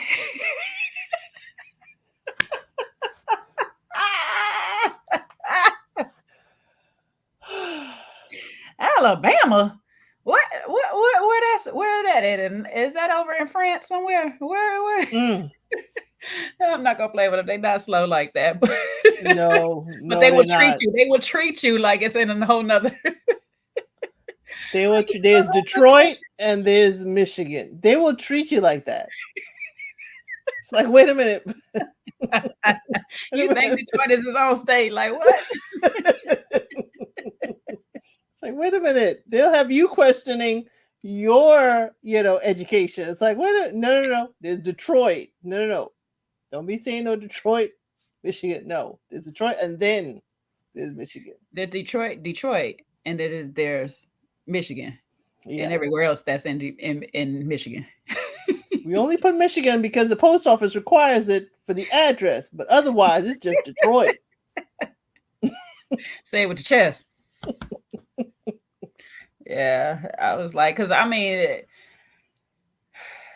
the amount of times they done said it, basically letting us know that she's an outsider and she does not claim Detroit. I said, okay, y'all want me, and I'm talking about the Thompsons, they want me to believe that it is Brandon and Christina that has some type of jealousy towards them. And I'm trying to find where the jealousy is, but I have noticed there is something about the Smiths that is teeing y'all off. And it's starting to find out, it's starting to seem like, oh, because she is not Detroit born and raised. Brandon didn't pick a local girl. Why are they the face of the show? Why are they centerpiece of the show? Why? I mean, I can create a whole bunch of things on why y'all more jealous than I can see it the other way around. Now, as far as some of the stuff maybe be going musically, I can see Brandon being jealous of Anthony on some aspects there, potentially. I don't know much, but he seems Anthony does have more of an influence over the male group than Brandon ever has. Because Anthony had a contract and an offer to move to Atlanta. Not just that though, he does just still hold more like vocal power. Yeah, he's more associated with the culture at a certain level. Probably, Bravo too. Just on a different level. And maybe Brandon wishes or thinks that he should be far above them because of all the work he has done. And I'm trying to recall from last season too, it was more so you didn't grow up in this area. You grew up on this side of town, so you're not really Detroit because you're on this side of town and this, that, and the third. And it's just like, yeah, you ain't from a certain mile. It's the reverse elitism for me from Anthony, because it's like, yes, Brendan has the white mother, quote unquote. However, it's almost from Anthony, you're not going to look down on me because you're half white. But it's like, has Brandon actually really looked down on you? Because to me, I feel like Brandon is always kind of like looking up to you as a little brother. Like he's your little brother. Because even in this kicker ball stuff, is I gotta knock Anthony down, and I just can't get him. He just standing his ground. He won't fall over. Anthony is trying to, not Anthony, Brandon is constantly trying to show his worth to Anthony, and Anthony is just like that big brother almighty that keeps hazing him. Yeah. He wants to be accepted, Brandon. He wants to be accepted, and he's on the outside. And now, we don't know what his dating track record was, but now he, found Christina, and she's also outside of Detroit. Now he has his bride, and it's like, oh, now we have, he feels like an outsider in his own location, and now he has brought his bride, who is technically an outsider, to the rest of them. So it's like he treading water. Yeah. He treading water with them. He can't get right. Or whatnot. It's given that brother dynamic is where it's like you got that little brother that just always doing something. You always got to bail him out, always got to do this or whatever. But at the same time, you have that big brother that's not giving you the space to grow, the space to be accepted, the space to be, you know, appreciated for who they are when not. And that's the dynamic that goes back and forth between Anthony and Brandon. There's love there. I'm not going to act like there's no love there. They definitely were boys, probably tighter than they are now, but it's just this constant hazing that Anthony has of Brandon. It's like, at some point, sir, you just need to stop. Like, put down that competitive spirit. Yeah. But obviously they can't, because even Dr. Latoya said it, even in our household, when it comes to sports or things like this, we just competitive. And sometimes it get hard to put down.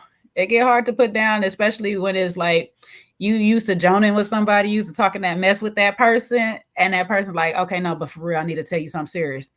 And you just keep going. Nah, but because I really need to tell you something serious, like this is really on my heart. Yeah. But you know. And then a person gets sensitive and tight because they just not getting that space to express themselves. Brandon don't have places to express himself. I was expecting Dr. Latoya to just do that to Anthony on the confessional couch when she said our household is competitive. I was expecting her to be like, what? She looked at him like, I dare you say something. I don't know. I mean, maybe that's what it is, and maybe that's why they keep trying to say the Smiths is jealous of them, because they just got that competitive spirit in them. They just think somebody always competing with them. Sometimes we project onto other people what we feeling or whatnot, because that you'll hear Anthony say that, I don't know why he always competing with me and stuff like that. Well, if you come from a competitive household, you're gonna think everybody always competing with you, even when they're not. Brandon is trying to impress you. He is not trying to compete with you. He's trying to gain favor by you. You know what I'm saying? And Dr. Latoya, I don't know what Christina is trying to compete. Y'all in two different lanes. Y'all in two totally different lanes, outside of having two kids apiece. Well, it could be that the fact that Dr. Latoya, has a career and has a brand in opulence, and that her husband is helping her, grow her brand. So I'm thinking that may be what she thinks other people are jealous of, having a supportive husband. I'd be just trying to figure out how we get a disagreement into jealousy. If we don't agree on some things, how am I jealous of you? I don't agree with you on it. What you like is not what I like. And I can see that perspective too. Elle said that not you, but her in her mind thinks, oh, she must be jealous of me because of the things that I have. If she was more, but for me, logically, if she was jealous of anybody, it would be more Kobe. Because Kobe is more on the lines of the things that she wants than you are, outside of the supportive husband. But Kobe aligns with almost everything. Y'all got the supportive husband, quote unquote. Let's put quote unquote, because none of y'all perfect to have the perfect thing. So I got the supportive husband that lets me be at home and do my thing, and he's very loving and protective, and he ain't home. So there, y'all agree. He's loving and he's protecting, and he wants family on the outside. From the outside looking in, he wants these things. I don't know. It's just, I would think she'd be more jealous of Kobe than she is of Dr. Latoya, but for some reason, Dr. Latoya assumes that she is jealous of her. Maybe she's jealous because she is from Detroit. And Christina is not, because we all want to be from Detroit, baby. Everybody wants to be from the D. We all want to be from the D. And, just some of us want the D, but we all want to be from it, okay? I don't know. I don't know. Maybe that's what she's jealous of. I don't know. It's the things that these people make up in their head for me, child. I'm like, what? But I enjoyed the kicker ball scene. I ain't gonna hold you. Knocker ball. Oh yeah, knocker ball. It's something. Kicker balls off. I don't really know. You just created a whole new sport. Whew, child, I would have been. I ain't gonna hold you. I probably would have took a cheap shot like Dr. Latoya on a few people. If I was Christina, everybody in that ring could get it. Everybody. Christina should have been mad at everybody. I'd have been not talking about, oh, he seen his little bitty wife and just knocked me over. Child, I'd have been like, let's get it. Let's go. I've been waiting to hit somebody all week.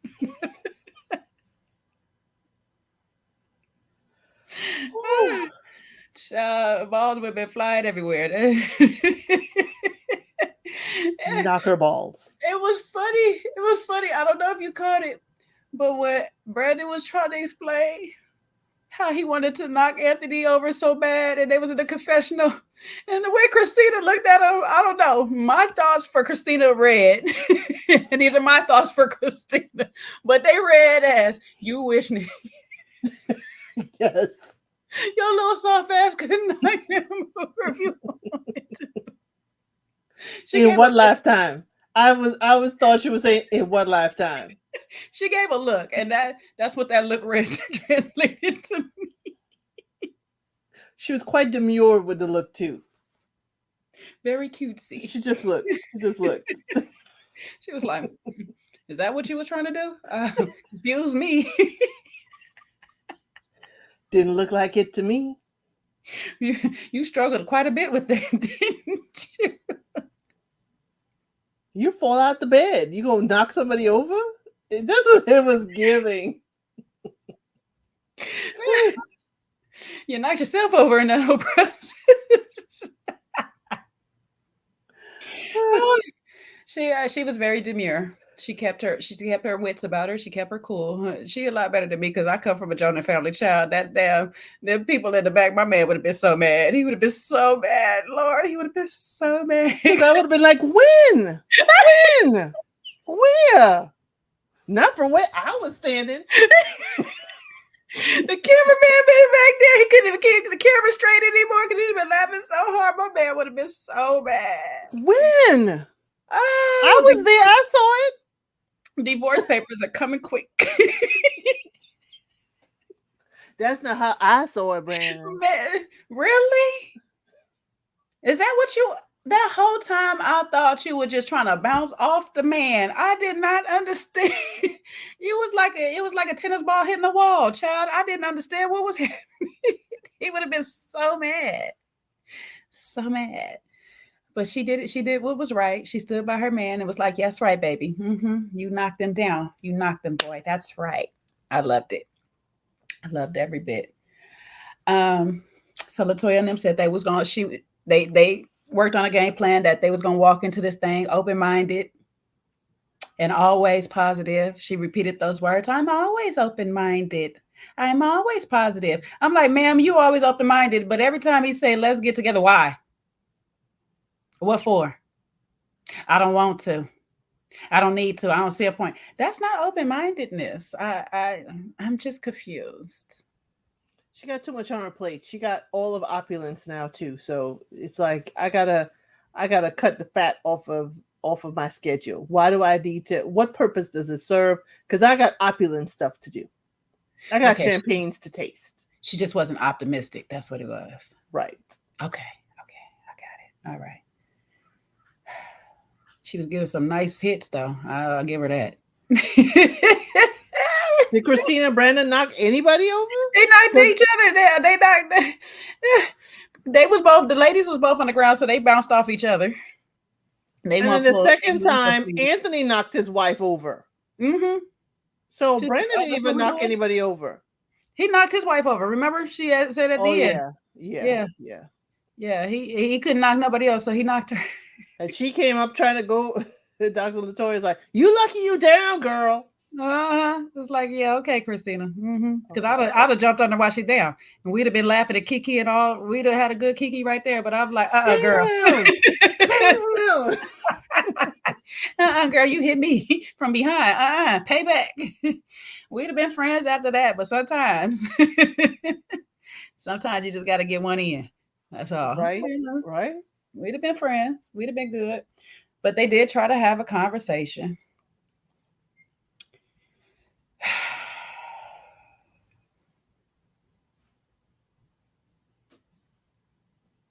Yep, that's basically where the conversation went. Nowhere, okay? Absolutely nowhere, because we still don't want to be honest. Nobody want to be honest. And you know what? I appreciate Christina for speaking up the way she spoke up, even though we gotta watch these fingers everywhere, baby. Okay.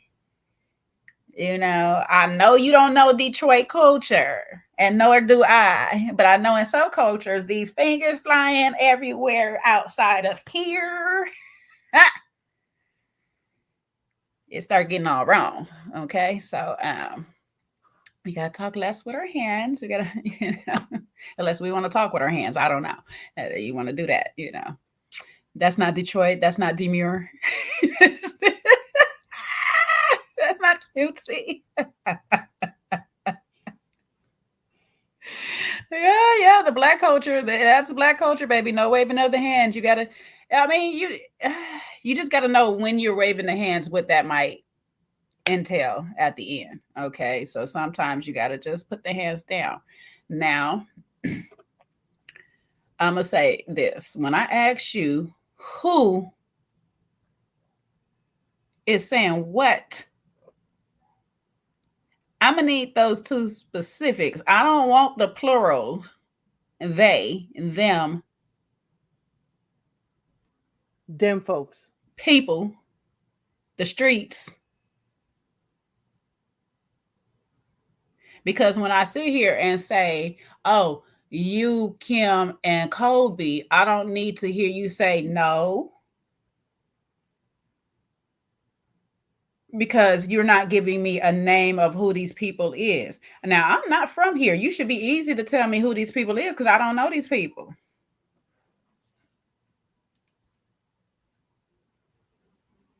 I really be peed off when people do that. I really do. Don't bring me the tea unless you can tell me who the brewer is. Don't bring it. Keep your mouth shut, because then I'm looking at you crazy. Don't bring me the tea. Tell me who poured you the tea. Tell me who invited you to tea, and tell me who was at the tea service. And list me all the ingredients. All of it. I don't want to say and contain other stuff. Because you're saying that this is the reason you have an issue with me. So you got to bring it all, full disclosure, or have no issue. Bottle it up and keep it inside. Because to Christina's factual point, I don't have a beef with you. And this is what you were saying early in the episode, Latoya. You got to hear yourself. We don't have a beef with them. We don't have a beef with them. So what is the problem? Why every time we bring up Christina's name, your face turn up? You got to think, I don't want to talk about it. I don't want to talk. If you don't have a beef with somebody, why is it so hard to have a come together with them? Why every time you get around them, there's a screw face or there's something going on, there's some type of weird energy? You don't have a beef. Then we never can explain on who the they is that has told you this. We don't want to stand 10 toes down on the fact we inserted ourselves into other people's situations, and that's how we got here in the first place, because not once did we actually see Christina come to you, Latoya, outside of her asking you what is your problem with her after you came at her twice.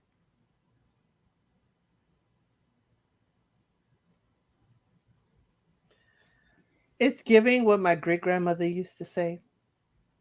Your Dr. Latoya is taking medicine for other people's illness.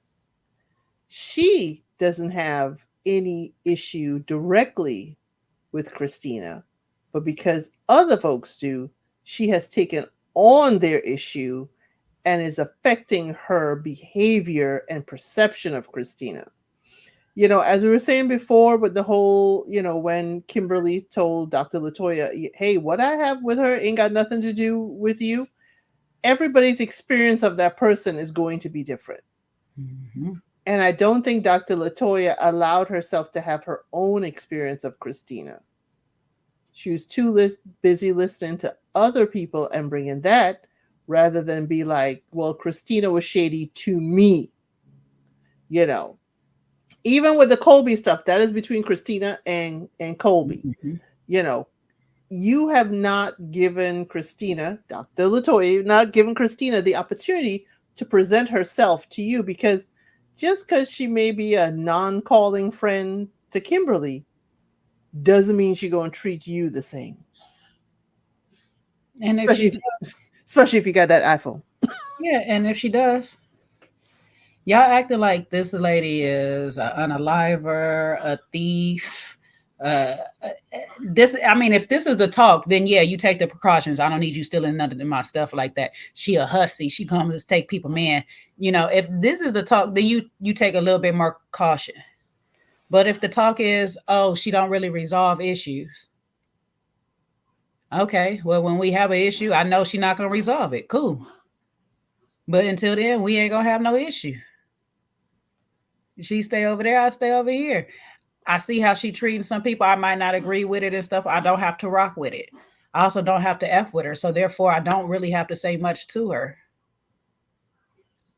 If I want to be that good mutual friend, and that's my thing, is she comes in and she says, I'm open-minded, always open-minded, but you came in, had a closed off experience with somebody. You didn't even get the chance to let that person do you dirty before you was like, oh, I see how you doing people. They contradict a lot. Yeah. Dr. Latoya has not said where Christina has done something to her or her own. Mm-hmm. Her, Anthony, or the kids, or maybe her brand or whatever. I mean, the only time I would say, but it was both Christina and Brandon, was at the Opulence event when they went off on each other. Mm-hmm. So then you should be actually acting up with Brandon too. Yeah. But, don't get into grown men business. It's a lot of energy for somebody that you don't really know. That's what it just is concerning to me, is just like, why are you carrying this energy out of loyalty to somebody else just because you've known them for so many years or you hung around them? That the funny thing about that is you can have all that loyalty towards that person does you worse than the person you fighting for them. But it as you said, it's too much energy. So I'm thinking that maybe Christina has made a transgression against Dr. Latoya, and Dr. Latoya is conveniently using them and others in the street because she doesn't want to say it. No, then that's childish too. That's it just is. You know what I'm saying? Because we're in a grown space and we're face to face. Just tell me what you don't have a problem when we can go on our better ways. Just you telling me that you have a certain problem does not have to make us friends after that. If I don't want to be your friend still, I don't want to be your friend. You know what I'm saying? But at least we got it out the way that for sure I got a problem with you. We're good. Right. Dr. Latoya don't do fake, but not telling her what this is fake. Yeah. Out of protecting her from the hearsay that you hear on the street, you're still being fake because you don't have to have an issue with her because other people have an issue with her. That is fake. That doesn't take away from being loyal either. I don't have to create an issue with you not to rock with you. I just don't rock with you. My friends don't rock with you, so I just don't rock with you. Nothing personal. Or I know my friends don't rock with you, but I don't know you. I want the chance to understand what's happening. And Christina don't have the opportunity to go around like Brandon having a pity party and gathering everybody to his side. Christina is isolated, Technically, I don't want to believe it too much because you've lived 12 years in Detroit. You got to have some, roots there at some point. Mm-hmm. But it is giving a whole lot, and it's like you don't want to say it. That to me is just too much. Even in a court of law, you have the right to address your accuser. Come on now. I just feel like it's just a freeing experience when you just go ahead and just get some things off your chest, because look how much energy you spend every time he bring up their name. You tighten up.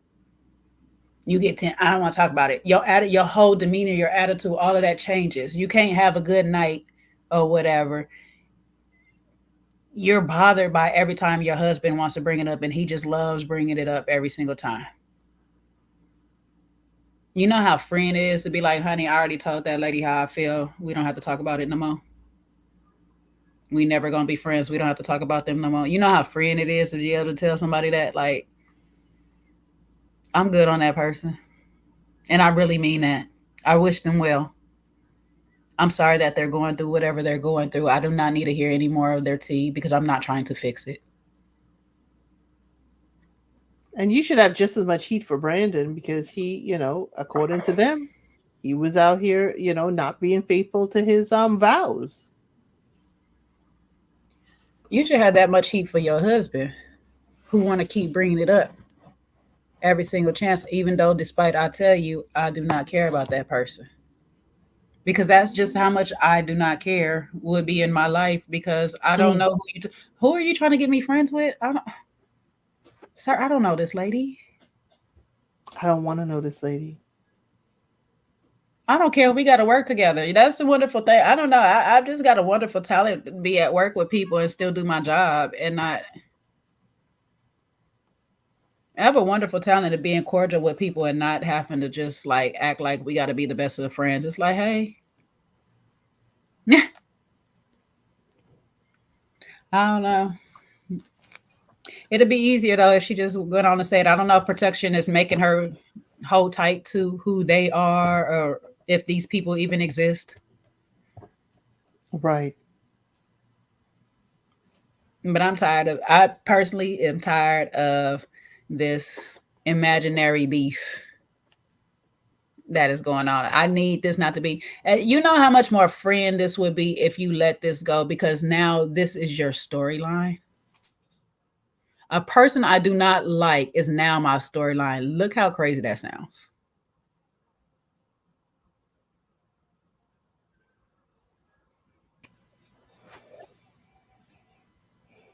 That's a crazy experience to be in. Like, I don't like this person, but now I got to talk all about them every time I'm on camera. So this person trumps everything I got going on in my life.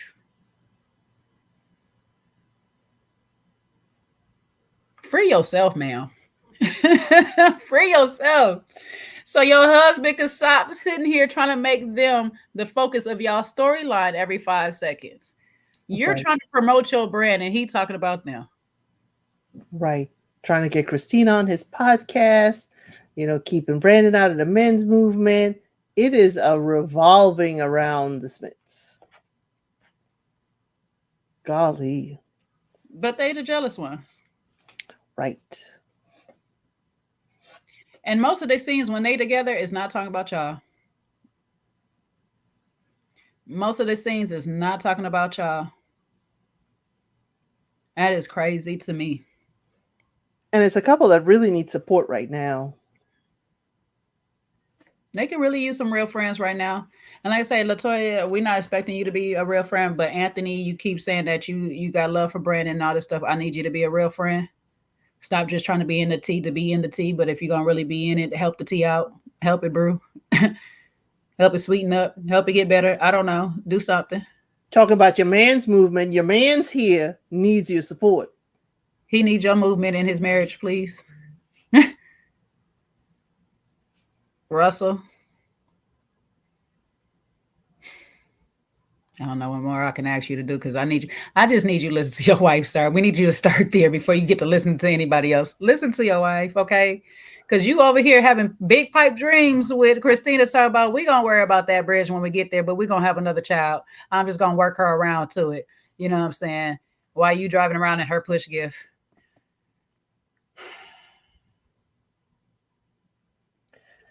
Wow. Brandon, we need you to figure out who you are as Brandon and the man, not Brandon, Kathy's little boy anymore, because you're not Kathy's little boy anymore. Kathy wants you out her house. You is disrupting Kathy's life right now. Kathy wants you out her house, okay? So we need you to get it together so you can get back in the house with your wife and stay in the house with your wife. Marcel, we don't know enough about you, sir, to give you any advice. You need to schedule date night. Oh, yeah, you got to schedule some date night. Okay, we gave you some tips. It could be a date night in the house. Mm-hmm. We got tips for you. You know, rewind this back. You got some good tips out there on how to plan. Android sisters have got your back. We got your back. You know what I'm saying? We'll find you a sitter. We'll find you a sitter if we got to, okay? We got you. You know, these ladies, Kobe, I'm glad you switched your mind over to get it right. You know, we do want a healthy baby. We also want you healthy too, mentally, physically, and spiritually. Child, we don't know what we're gonna do with your husband, child. We're gonna work on him. We're gonna pray. We're gonna pray on that situation because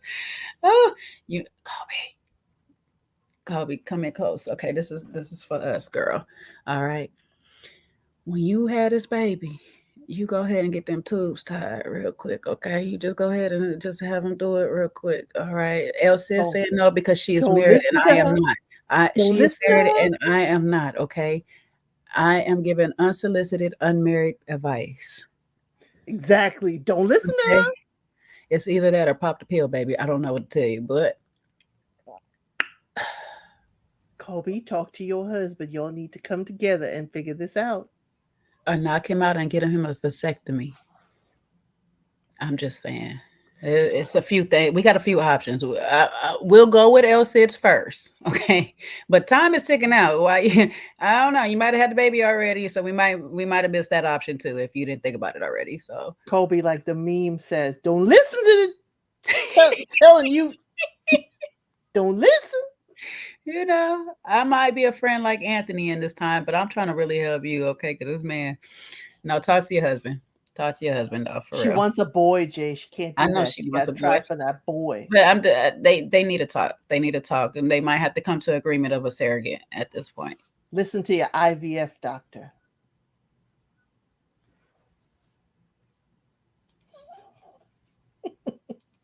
Listen to your body. Right. I didn't say she had to go through IVF. It could have been a surrogate. Listen to the IVF. Babies. No more babies. That's what it's telling you. Kobe. Listen to your doctor. Talk to your doctor. Talk to your husband. Y'all come with a plan. Okay? Mm. Talk to God.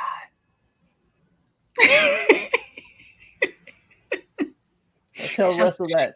Talk to God because your husband ain't listening to him. He ain't fully listening to him. He listening a little. He listening where in some areas, but in some areas he kind of like, I hear you, God, but he said if the third one is a girl, if I'm meant to be a girl dad, then that's just what it is. That means that's just what it is. See what you said already? Listen to yourself. You got 2 girls already. You're just a girl dad. That's what it is. Listen to yourself, my guy. See what I'm saying? You got to ask God. Ask God to ask your man to listen better. There we go. Because he's not listening to himself either. He just may be a girl dad already. We don't have to go to find out through a third one to make sure. You know, you just may be one already. So Kobe wants her boy. Kobe wants her boy. She do, but she don't want to go through it again. So ask God just to have your man to listen. Now he may have to listen to the other options, but you just need to ask him to listen. Okay, hear things out. We need him and Dr. Latoya to be open-minded on some things. Okay, we gotta work on this. We gotta work on the open-minded. And if her body and mind allows, and she goes through pregnancy again, she can expand her brand again during that time. Mm-hmm. Yes, indeed. Christina, Listen to yourself. Listen to your heart. Also, do not let that man back in the house that fast, okay? I don't know what this plan is,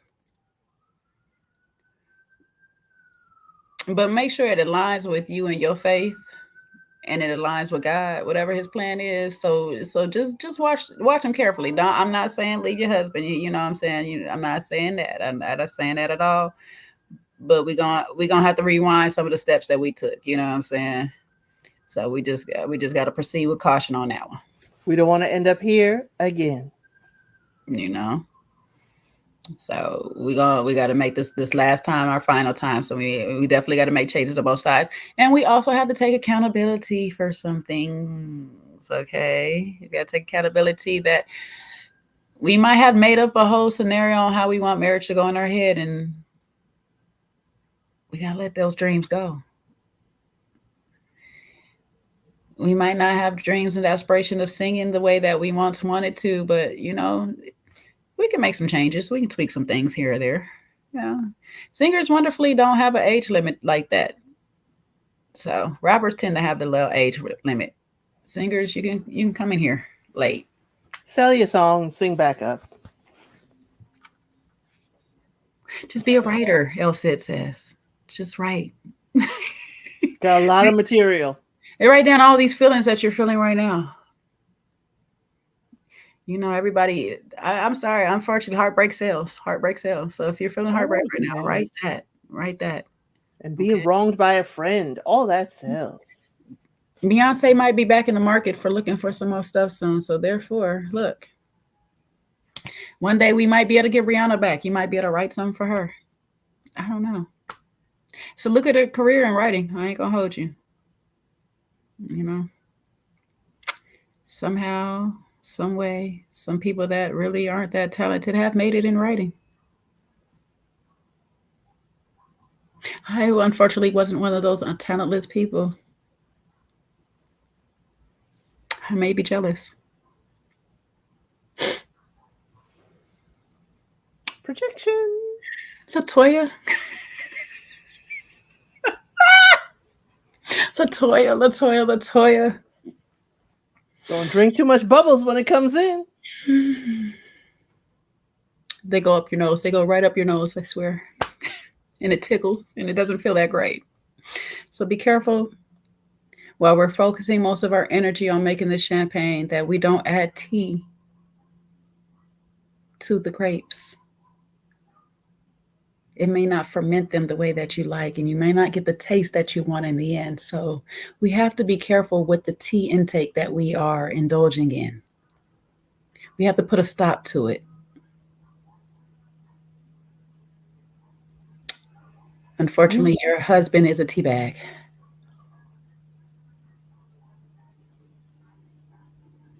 All he needs is some hot water to lay in, to brew. You may have given us something. Is there a bubbly sweet tea out there on the market? Ooh.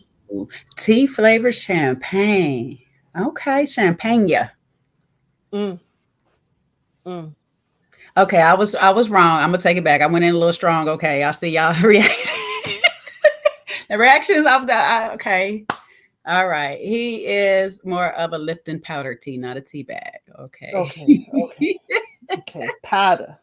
Okay. No, powder tea. Okay. You just mix with water. That's how instant his tea is. But a bubbly Nothing, no Diddy. But a bubbly sweet tea. A bubbly sweet tea, I'm not mad at that. That sounds actually refreshing.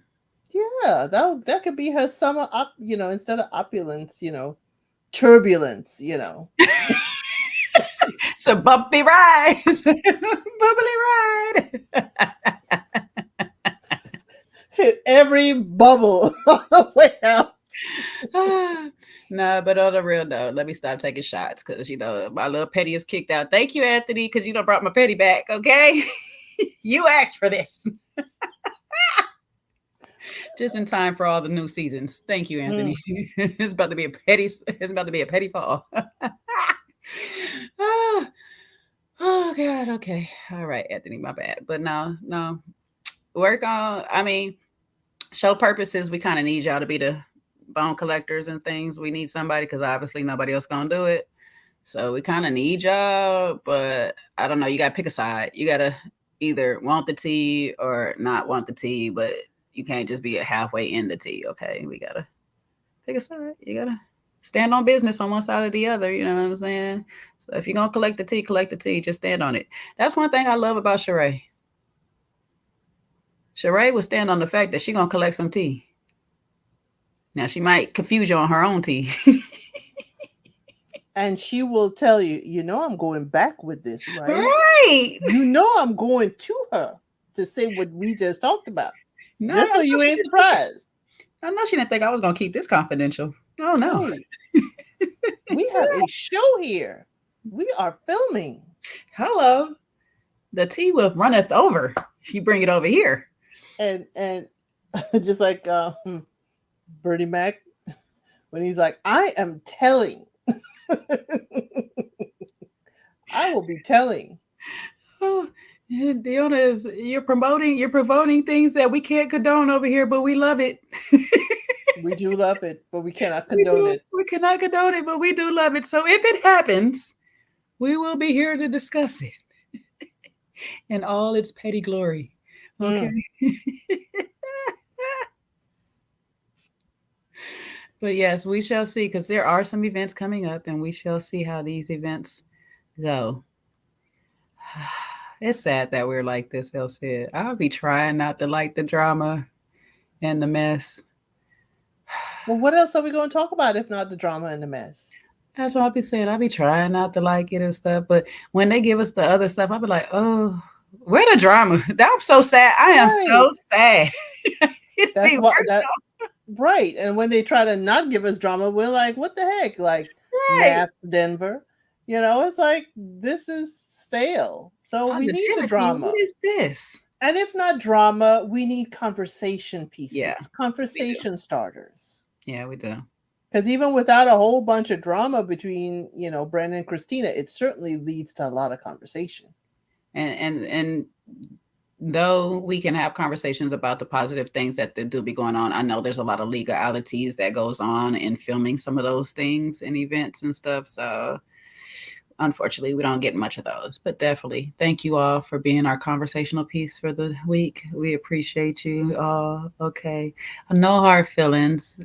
In the words of Anthony, this is just friendly fire, love, pettiness. You know what I'm saying? This is what I translate from him when he does it.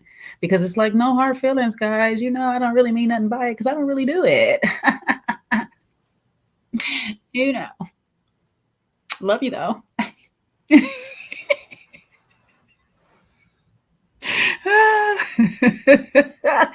I don't know. Anywho, you got any final thoughts on the episode, Elsie? We always come back to communication. Gotta talk to each other. And we gotta tell the truth, all the truth, and not talk about them and they, that we just don't want to say people's names when we carrying tea. Every tea comes with a label on it. Just say where your tea came from. That's it. That's all. I swear back in the day, that type of loyalty used to get you popped, because now I got to assume you are them and they. And but you know, it is what it is. Do us a favor, y'all. If you haven't subscribed to both of our channels, please do that. You know, we need you to just subscribe to both channels. Elsie will be over here trying to be sneaky with hers and stuff, because she be putting these mystery numbers in the back of her name and all that. But you know, what? What mystery? She be having mystery numbers and stuff all in the back of hers and stuff. But no, for real, follow us on all our channels. We are here just in entertainment purposes. You know, some part of it is educational, so Fair Use Act. Okay, I will be putting that sign up, especially when we start showing clips, because we are here in educational purposes with a dark humor sometimes, but a humorous tone. Okay, you know. I love y'all, and I must leave you now. You know, I don't know. Maybe one day we won't be so petty, but until today. Minor.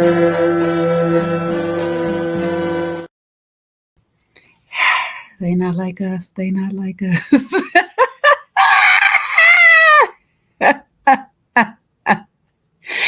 Oh my God, nah, but for real, we about to get out of here. I hope y'all had a good night and stuff. All right, y'all take care. Bye. It's just that when we get together, bad things happen and people get hurt. Yeah, that's the point. It's funny.